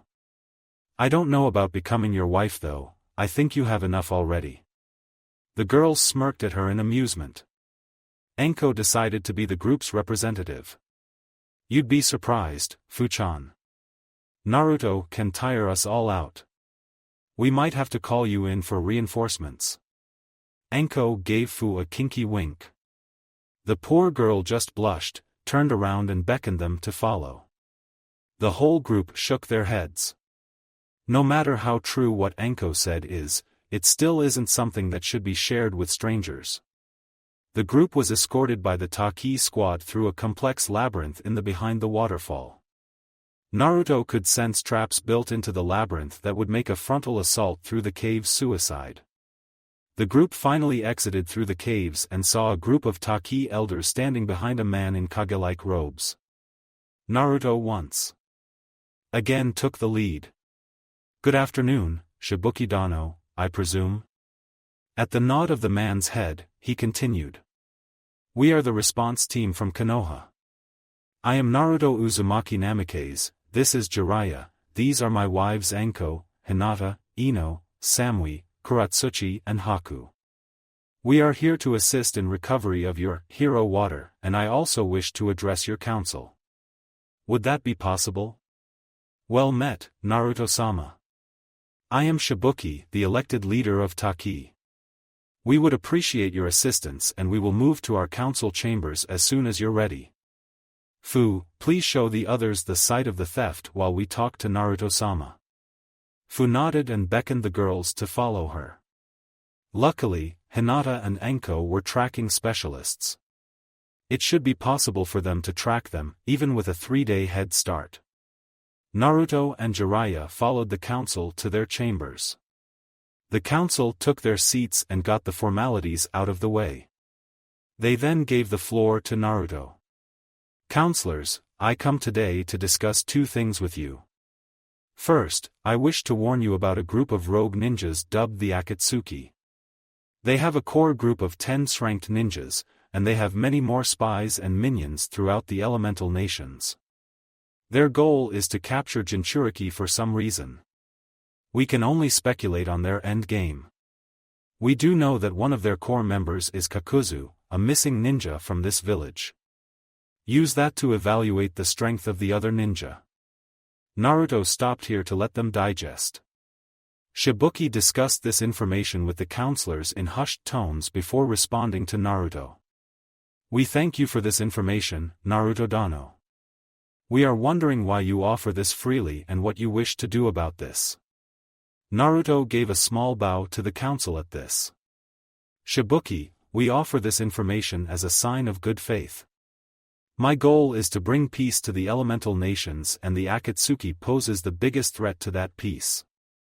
I am a Jinchuriki myself and I care about what happens to my brethren. It is my hope that you will let Fu return with us to Konoha. I will train her how to bond with her Biju partner to prepare for the threats ahead. Shouting erupted from the counselors. Naruto could pick out comments like, they wish to take our Jinchuriki and, the other nations were right. Naruto had planned on letting them respond to this, but he grew impatient.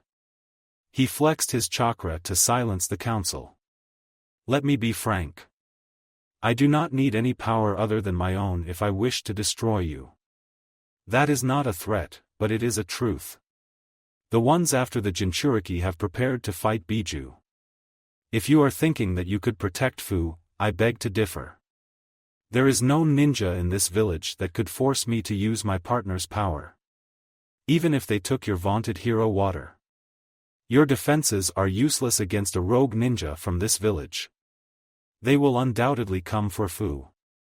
You cannot stop them. I have this offering from Konoha and the international forces. We offer trade and defense to Taki in return for letting us borrow Fu, plus, having Fu out of your village will take the target off Taki. I have not the patience nor the will to listen to your back and forth. Consider the offer and give me your answer when we complete the mission. Naruto put the updated treaty and offer on the table. He was forced to deal with the Konoha Council enough, so he didn't feel like staying in there any longer than necessary.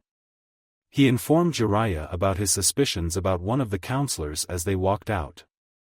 He was getting a nervous and negative feeling from him, which varied greatly from the outrage on the others. It put Naruto on edge. An hour later, he met back up with Fu and his girls. They had picked up the trail and gotten the general direction the ninjas were heading.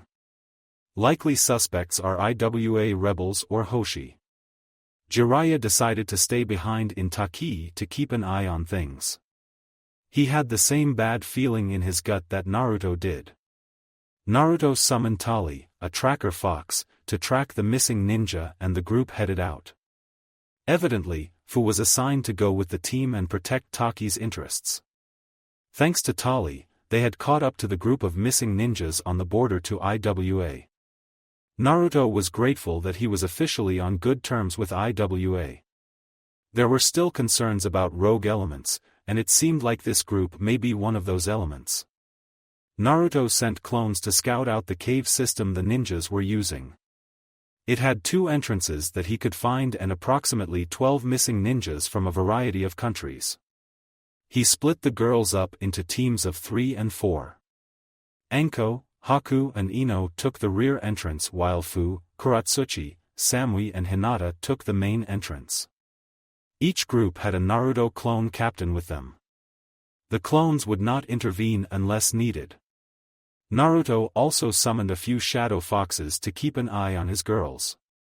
Kuratsuchi led the way into the caves, flashed some hand signs and directed the girls to prepare for combat. The 2 guards watching the inner passage would alert the others if they weren't careful. Kuro and Samui darted from their cover and slit the throats before the 2 missing nin could make a sound. They caught the bodies and placed them to the side. Hinata called out that there were 8 missing nin in the next chamber. Kuro said that she would flood the chamber with lava, but Fu said they were tasked with retrieving the hero water if possible. Therefore, it would have to be precision attacks. They sent a shadow fox with a message to the other group to collapse on the main chamber in 5 minutes. It also warned of the 2 guards on their end, thanks to Hinata.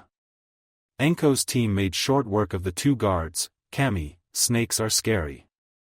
Haku and Ino were more than happy to let Anko take care of those 2. Ino had the idea to take over the mind of one of the ninjas in the main room and use him to scout for the hero's water. Anko approved and let the other group know via Kitsi, a small 2-tailed shadow fox. Ino hijacked the mind of what looked to be the leader. She was hidden by Naruto's cloaking seal and guarded by Anko. "Hey, boys, who wants a taste of that water? I bet nobody here is man enough to take a sip." Ino decided to use the leader to taunt the others into revealing the water's location. "Ah, shut your yap, Bruce. Supposedly, that shit'll kill ya. I tell you what, if you do it first, I am sure Gary will match ya," an unknown ninja said. "Okay, but if we do this, we get first dibs on the next bitch we capture and we get to finish the sake we have left," Ino made Bruce say. At the taunting cheers of the remaining ninjas, Ino sealed the deal. "Alright, bring it here. Gary, come here you Neanderthal, we are going to sample the product before completing this job." There was a large round of cheers as one of the bandits brought the hero's water forward. Ino made Bruce take a sip, chop Gary's head off, and then he plunged his sword through his chest. Ino cut the connection just before the sword hit the bandit's chest, but Bruce couldn't stop the momentum through the disorienting feeling left over from Ino's mind transfer jutsu. Anko sent snakes in to secure the hero's water before all hell broke loose. The 6 remaining missing ninjas turned and faced the direction the snakes were coming from. Hinata, Samui, Kuro and Fu attacked from the shadows with well-placed flash tags. The screams that erupted from the bandits and the subsequent flailing motions made it child's play to kill all but one of them. They kept the missing ninja from Taki alive, evidently his name was Suian.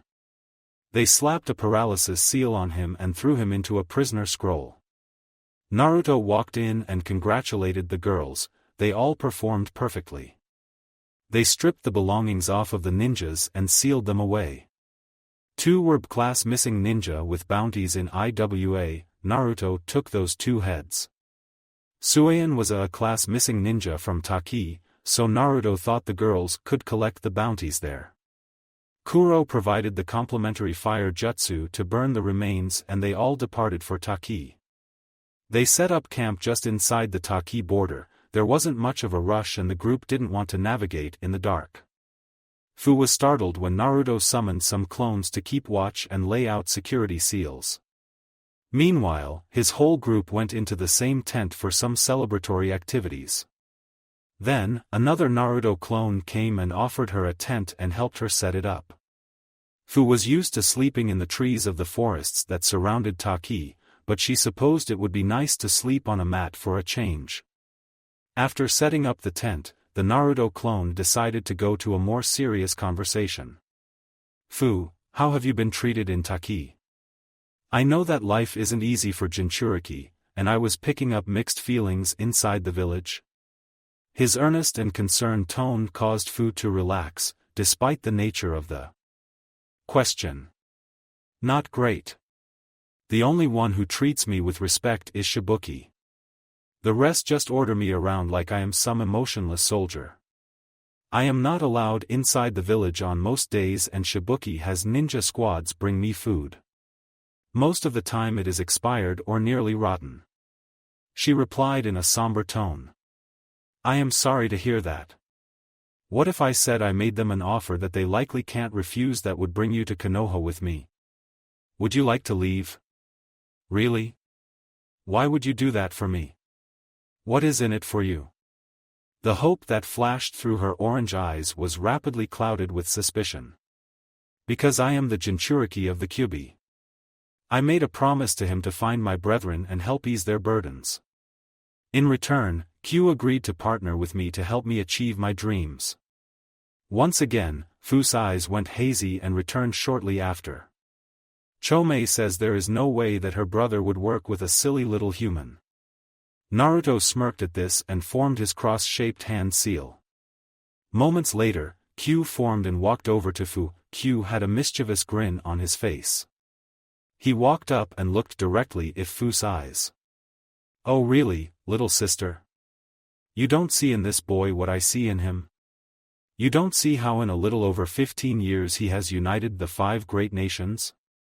Oh, how blind my happy-go-lucky little sister has become." Fu was confused when her tenant started yelling in her head. It turns out that when the queen of all insects starts rambling in cliques that it is hard to discern. Eventually Fu was brought back from the one-sided conversation with her Biju, and she looked in between Naruto and Q with an awe-struck look on her face. You were telling the truth. Chome wishes to know how you freed her brother. Fu wishes to know too. Chome has been Fu's only friend and I want to let her out too. Naruto and Q just smiled down at the little girl. It is a clan secret, however, if you return to Konoha with us, I will teach it to you. Trust me when I say that I want to do right by you and Chome. Fu was quiet for a while with the usual clouded look on her face. She turned back to Naruto with a smile and said, Fu wants to go to Konoha with you. Fu thinks it would be much better than staying in Taki. They continued talking for a while about more light-hearted topics after that. Fu didn't seem to have any problems with Naruto and his harem, although she did clarify that she didn't have to become one of his wives if she wanted to go to Konoha. Naruto just laughed at that and waved her off. It was about an hour after the group went to bed that things started going haywire. Around 1 a.m., Naruto felt one massive and one large chakra signature approaching their campsite. They were still around a mile out and walking slowly, but they felt dark. His Shinigami seal started burning and he had a feeling he needed to go deal with these two. Naruto had one of the guard clones flash to Jiraiya and inform him that a massive fight was imminent and give him directions on how to find them. Naruto roused the girls and told them that he wanted them to get battle ready. They were to keep their distance and not intervene. If it is the Akatsuki, he would need a clear mind and couldn't worry about them getting hurt. They all vehemently refused and told him right where to shove it. Since Naruto feared the wrath of all 6 wives, he relented but said they are only to fill support roles. Naruto sped off into the night with 10 clone captains already formed and wearing the stealth seals. He pulled on Kurama's chakra to immediately replenish his reserves before summoning 2 four-tailed battle foxes that were around the size of lions. He was going to go check this out and wanted to be prepared for a worst-case scenario. A couple minutes later, Naruto approached the 2 strangers as they were walking along the foothills of Iwa's mountain range. They were doing nothing to hide their chakra, fully confident to flaunt their presences. One of them was rambling to the other when the taller one shut him up. Naruto had activated his eyes and took in the unsightly pair. The one that had been rambling about some Jashin wannabe god had gray, slick-back hair, a crazy look on his face and was wearing a black robe with red clouds. He wore his crossed-out hishiate around his neck and carried a big 3-bladed red scythe. Kurama warned his partner that this fool was a Jashinist and that he may be blessed with some sort of immortality. The partner stood a full head taller than the Jashinist and most of his face was covered by the black robes. He had his head wrapped in some white cloth and wore a crossed-out hishiate of Taki. That let Naruto know this was Kakuzu of the hidden waterfall village. Naruto also registered that these were the 2 the Shinigami had tasked him with killing. He waved his girls back, saying that he would be the one to engage first. Then, Naruto presented himself in front of the 2 ninjas. He knew that he had been sensed out but figured that at this distance he would be able to react in time. What brings you 2 to these parts? If I venture to guess, you would be going after the Nanabi Jinchuriki, am I right? What's it to you, heathen? I am going to kill you and offer your blood to Jashin-sama. Oh, I can't wait to be covered in your blood. Oh, the sweet ecstasy I will experience by carving you up and offering you to Lord Jashin. Haiden's hysterical tone escalated as he continued to speak. Kakuzu threw ice water on Haiden's excitement. Shut it, you fool. This is the Kyubi Jinchuriki and he chose to confront us. We have been warned against fighting him. Kyubi Jinchuriki, tell us where the Nanabi is, and we will spare you the embarrassment of your defeat for right now. Naruto adopted a cocky smirk on his face. Oh, is that right, Kakuzu? Tell me what you want with the Jinchuriki, and I may point you in the right direction. Then again, maybe I won't. Haiden screamed out at Naruto. Shut your mouth, heathen.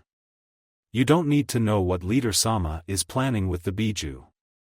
All you need to worry about is greeting Lord Jashin. He attempted to make a move toward Naruto before being grabbed by Kakuzu for the second time. Once again, Kakuzu forced his partner to exercise restraint and held him back. He was getting a terrifying feeling from the Kyuubi Jinchuriki. At that point, a massive blue barrier surrounded the area. 4 clone captains decided to contain the 2 marks. 6 remained hidden inside the barrier. Naruto sensed his girls outside the barrier along with Fu. They were not happy about him sealing himself inside with the 2 enemies while they were forced to watch. Naruto spoke up in a confident tone filled with hidden rage. Haiden and Kakuzu, the Shinigami has a score to settle with you too. I care not to meet this wannabe god that you worship.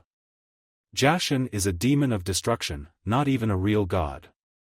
If you tell me about the Akatsuki and its goals, I will make your death painless. Kakuzu could no longer restrain Haiden. The Jashinist charged across the expanse at Naruto. Nobody talked about his Jashin-sama that way. As Haiden began sprinting at Naruto, Naruto flashed into his golden cloak and disappeared. He drew Whirlpool's edge and met Haiden in the middle of the battleground. He slid under a wild horizontal swing of the massive scythe and severed Haiden's right arm with an upward slash. The limb fell limply to the ground while the scythe went flying 20 feet before reaching the end of its chain length. The shocked Haiden couldn't react as Naruto spun up and out of his slide and severed his head. The whole interaction took about 3 seconds. The severed head of Haiden made a squelching sound as it hit the ground, but that didn't stop Haiden from rattling off a chain of curses at Naruto. While that was happening, the clone captains performed the collaboration Justu Firestorm on the distracted Kakuzu. He was unable to fully react in time due to the scale of the attack and the wind mask that he was wearing as a heart broke due to the immense heat. When the firestorm had cleared, Kakuzu saw Naruto splitting Haiden's severed head in 2.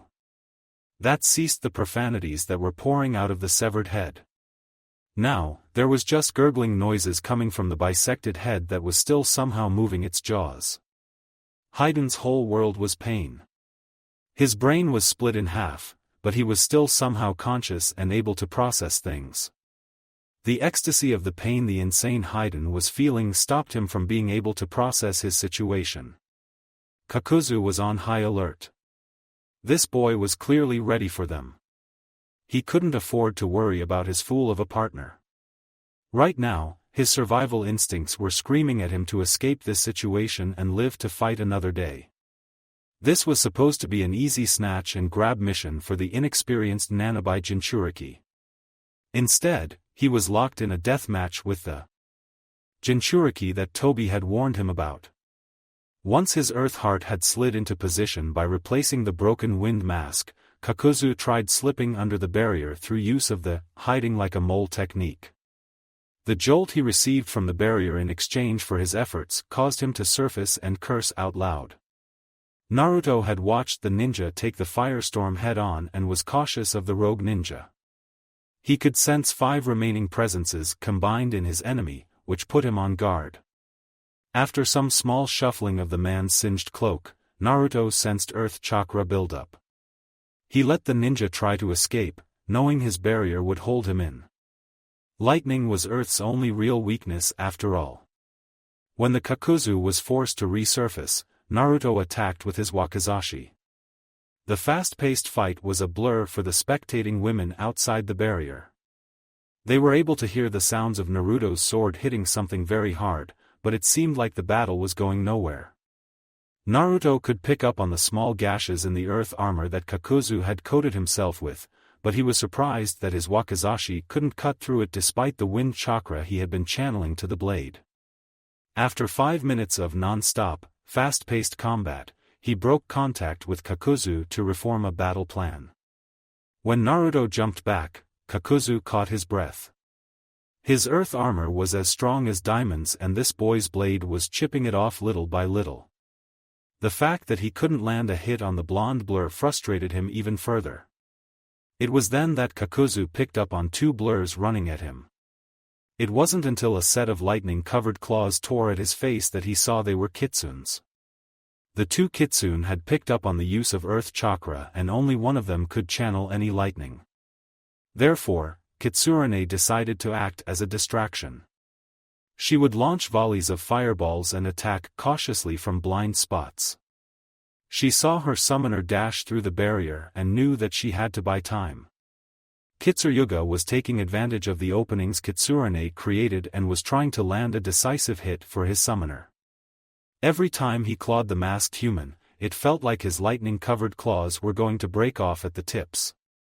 Despite landing a number of attacks, all he had to show for it was some claw marks along the arms, abdomen and legs of Kakuzu. The two kitsune continued the combo attack until Kakuzu landed a decisive blow on Kitsuryuga. The summon was forced back to his realm with a couple broken ribs, but its job was done.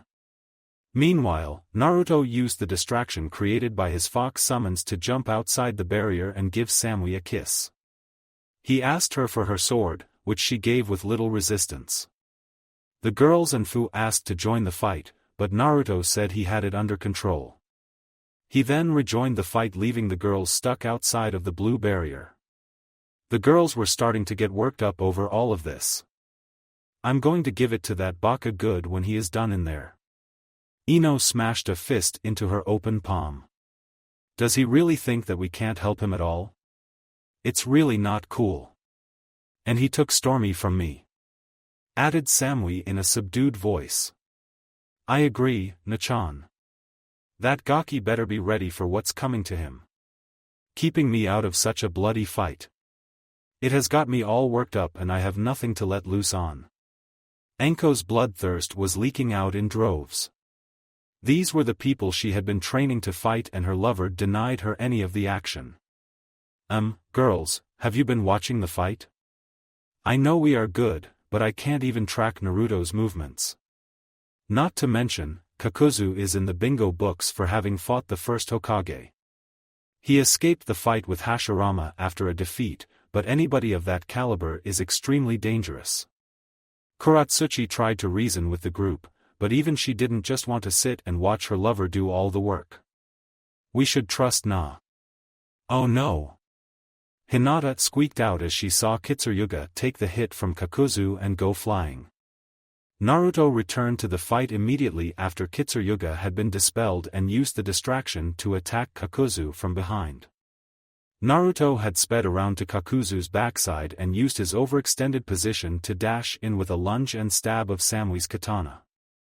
The lightning-covered storm's edge pierced through Kakuzu's back easily and pierced where the heart should be.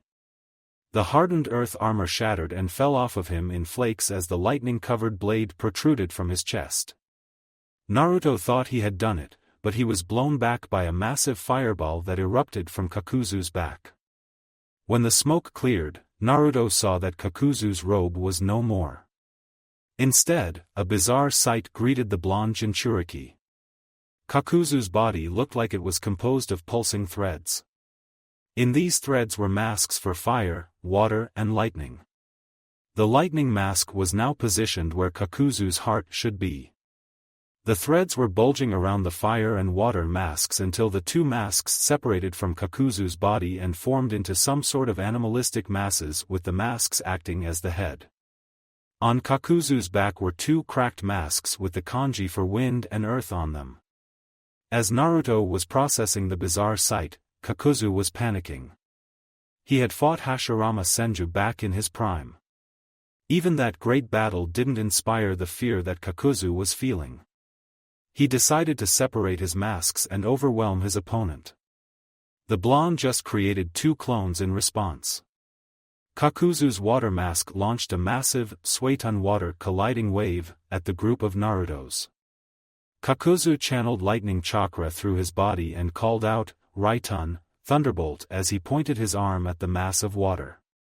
A massive wave almost half the width of the barrier and 10 feet high, pulsing with a lightning chakra, hurled itself at Naruto and left no angle for escape.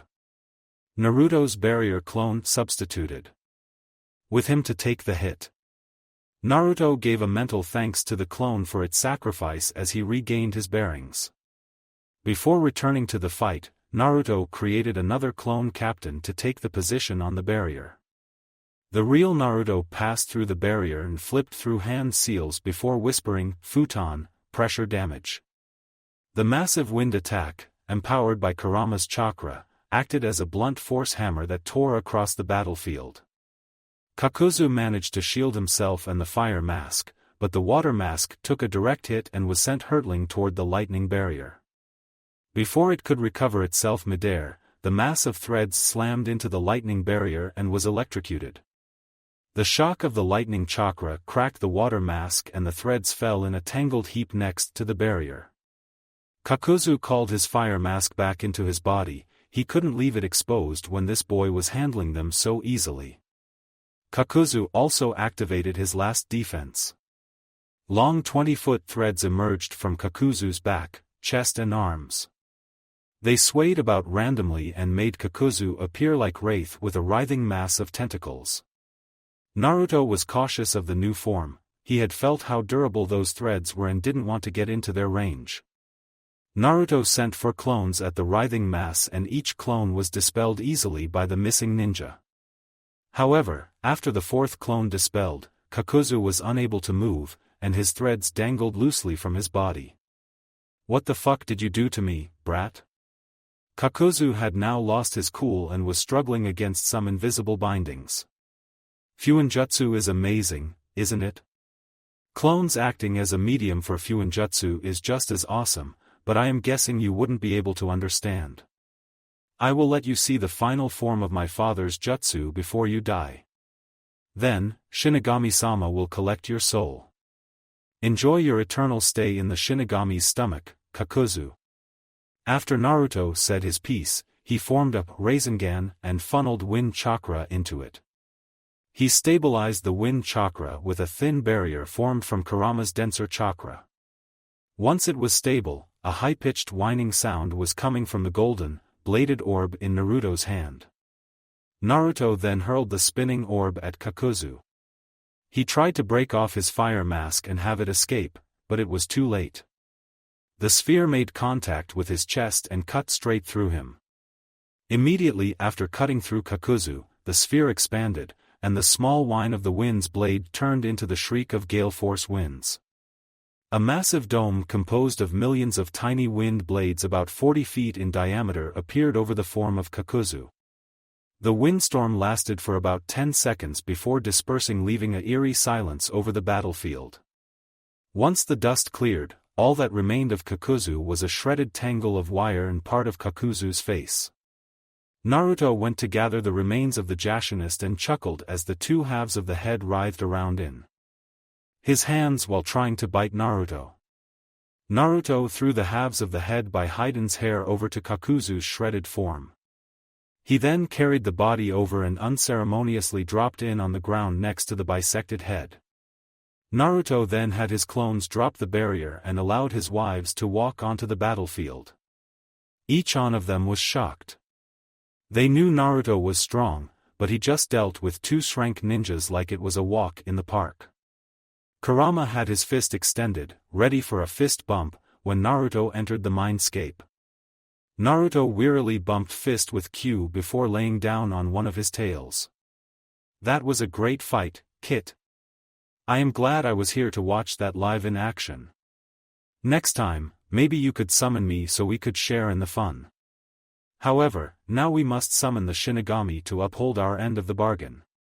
Kurama's voice made no effort to hide the pride he felt in his summoner. "Gotcha, Q. I just want to catch my breath and ease my chakra coils for a bit.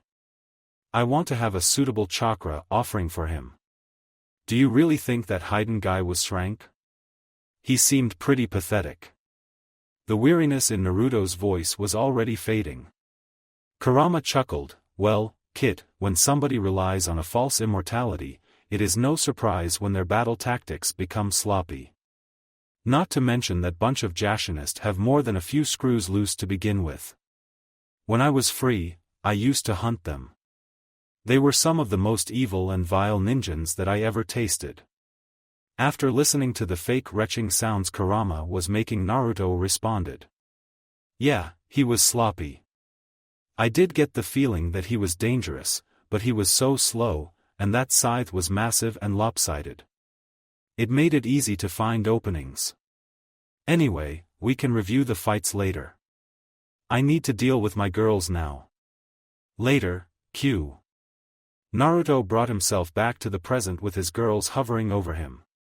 He was sitting in a meditative posture to calm his riled-up chakra flow. He looked up at the girls and dealt with 5 minutes of reassuring them he was fine. Hugs and kisses rained down on him along with shouts of indignation for not letting them help him. A kiss from Enko was followed by a slap across his face. Naruto diffused this tense situation by informing them of his deal with the Shinigami and saying that these were the two the Shinigami had requested he kill in exchange for Kurama's other half and his father's soul. The girls were already stunned speechless by the story, but when Naruto got up and informed them that they would be meeting the Shinigami, they nearly pissed themselves. Ladies, the Uzumaki clan had a long-standing relationship with the Shinigami in the past. I intend on rekindling that relationship and honoring my ancestors. You are part of my family, and as the matriarchs of the Uzumaki and Namikaze clans, I wish for you to join me in honoring that arrangement. Is that all right with everyone? His voice softened for the last part and he got nods in response from all of his girls. Naruto stood up from his meditative pose and returned to his golden-cloaked state. Naruto then went through the long chain of hand seals to summon the death god. He made a blood offering and then slammed his hand on the ground. The whole surrounding environment stilled, and a frigid presence settled upon the landscape. Naruto bowed deeply as he sensed the presence and his wives followed suit. Fu was standing there without a clue as to what was going on before listening to Komiai's screams and bowing as well. Shinigami-sama, I am honored that you answered my call. I offer you the gifts of my chakra and the 2 humans you requested I hunt. Naruto was bent over in an L-shaped bow. The Shinigami's raspy voice answered Naruto, you have done well, mortal. These are indeed the 2 I assigned you. The Shinigami paused here and extended its long, spindly fingers to grab the souls out of Haiden and Kakuzu. It raised the writhing, ethereal masses to its mouth and chomped down. With that, your debt is paid. Thank you, Shinigami-sama. As we spoke of previously, I wish for my clan to once again partner with your excellence. These are my wives and future matriarchs of the Uzumaki and Namikaze clans. I wish to introduce you to them to rekindle our relationship, Shinigami-sama. The Shinigami let out a loud and scratchy laugh before it snapped its fingers. The frigid atmosphere vanished, and the group was drawn into the death god's dimension.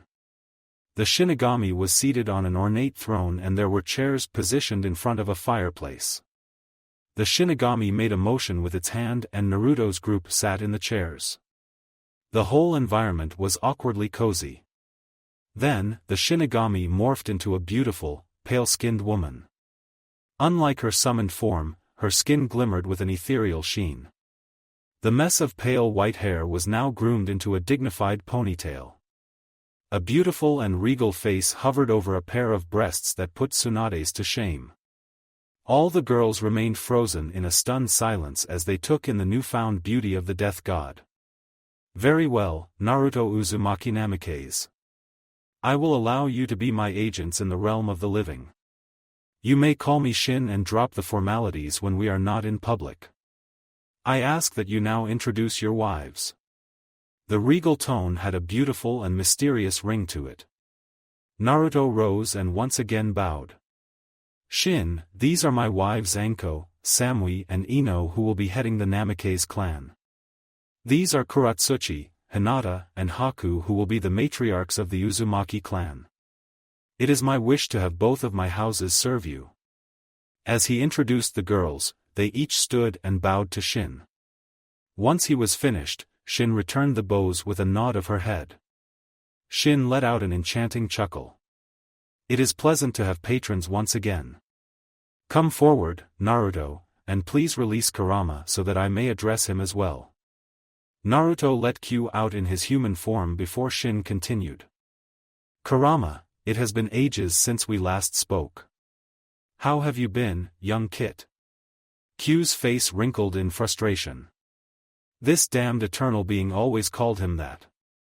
He wrinkled his features before responding to the Shinigami.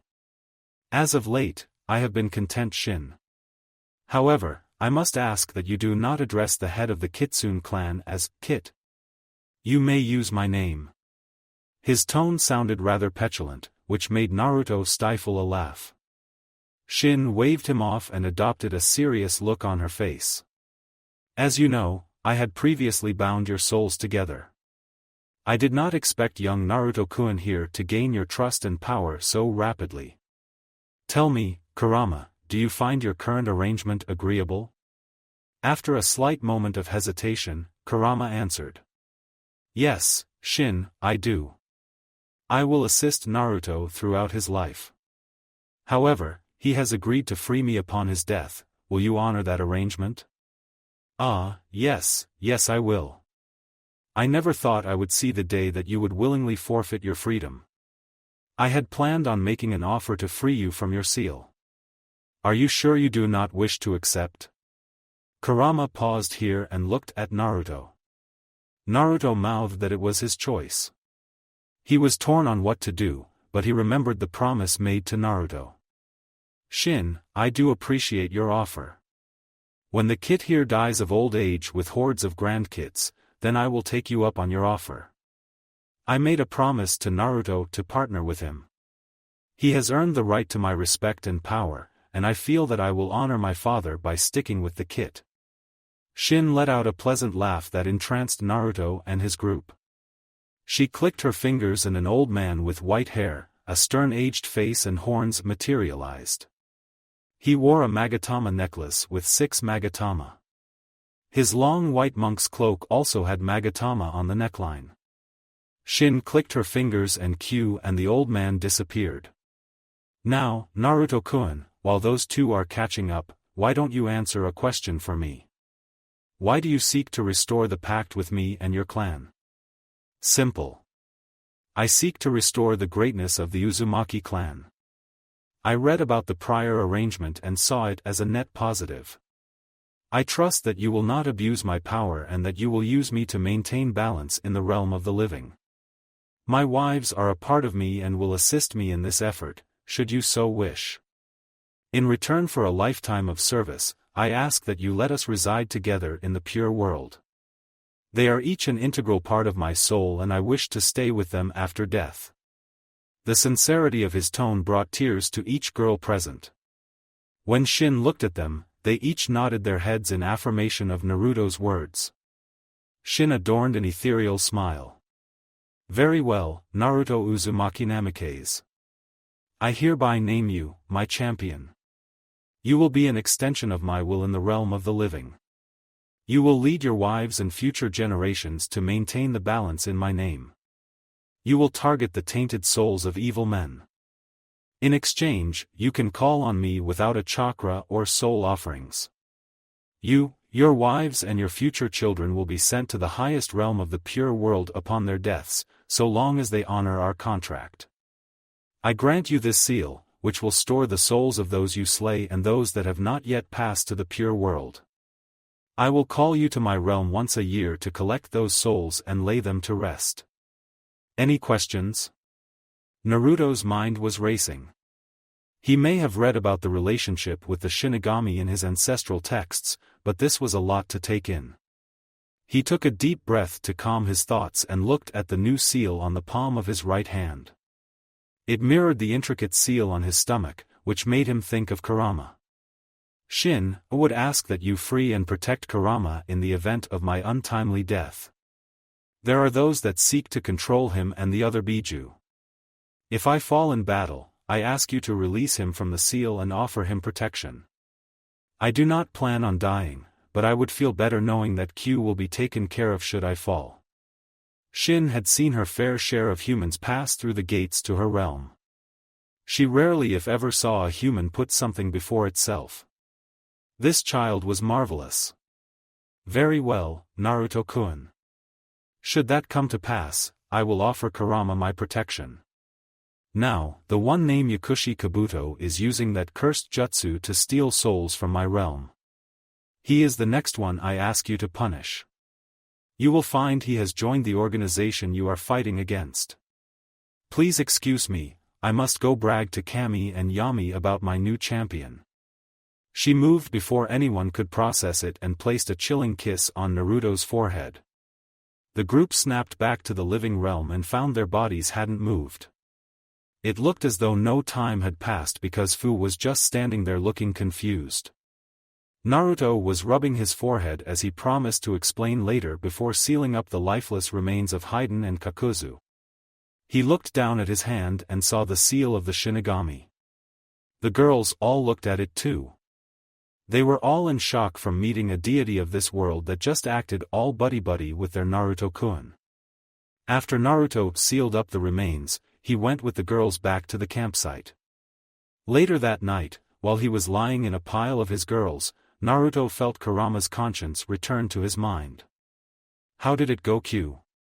That guy the Sage of Six Paths, right? Naruto asked internally.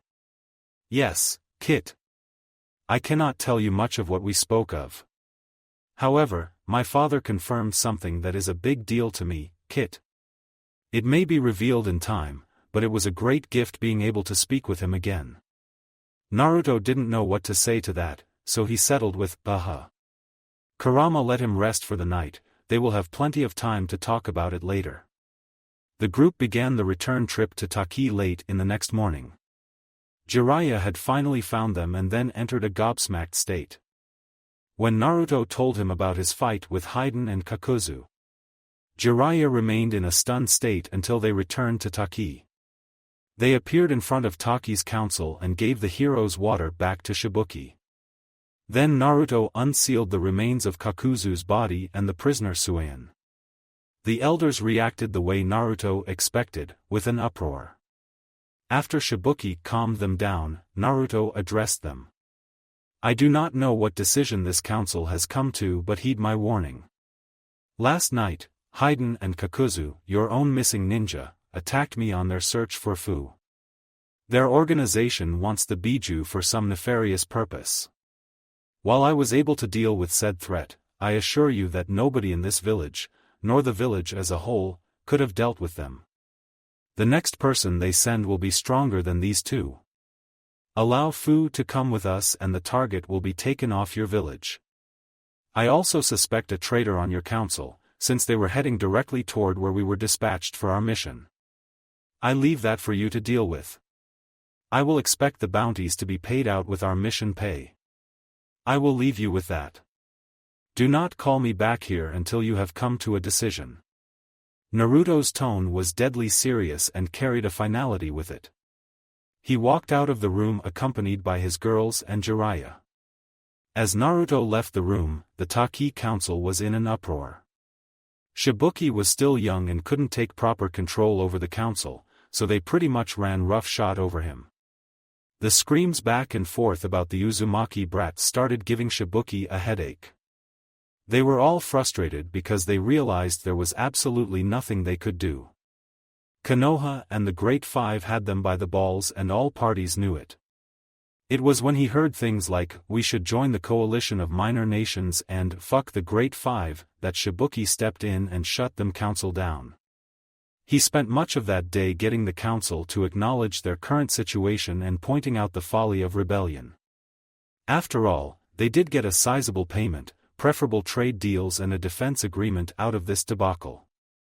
With that, most of the council was satiated, but Shibuki would later assign a team to investigate each counselor and sniff out the potential traitor. Fu showed the group a hidden pool that she uses for swimming and relaxation. The girls put on their bathing suits and joined Naruto for an afternoon of fun, flirting and swimming. That graded fun lasted for 30 minutes before goings rated. More than a few loads of spunk were added to the clear waters that afternoon to Fu's amazement. Fu simply marveled at the positive energy and love the group had, along with their complete lack of shame. She did choose to fly away after multiple girls started moaning though. As far as Naruto was concerned, it was a great way to pass the time. The next morning, Naruto got the council's answer. They would let Fu reside in Konoha, but they would not release their claim on her. Naruto didn't care. Once they were out of this damned village they could do nothing to him or Fu ever again. They signed the treaty and that is all that matters. They couldn't pay out the bounty for Kakuzu in full, but they did pay Naruto half of the money up front. Naruto didn't bother with pleasantries after receiving his pay. He allowed enough time for Fu to say her goodbyes to Shibuki, but he couldn't give a fuck less about the counselors standing behind him. Naruto joined hands with Fu while his girls all put a hand on him. He flashed golden and then used the Hiruzen to appear outside the Hokage's office. He told the girls to go home and get some rest while he and Fu reported into the Hokage. Thank you for watching. I hope you enjoyed it. Make sure to like and subscribe, and don't forget to share this video with your friends. Guys, make sure to help the author by visiting the link in the description. This is Fox Sage, and I'm signing off.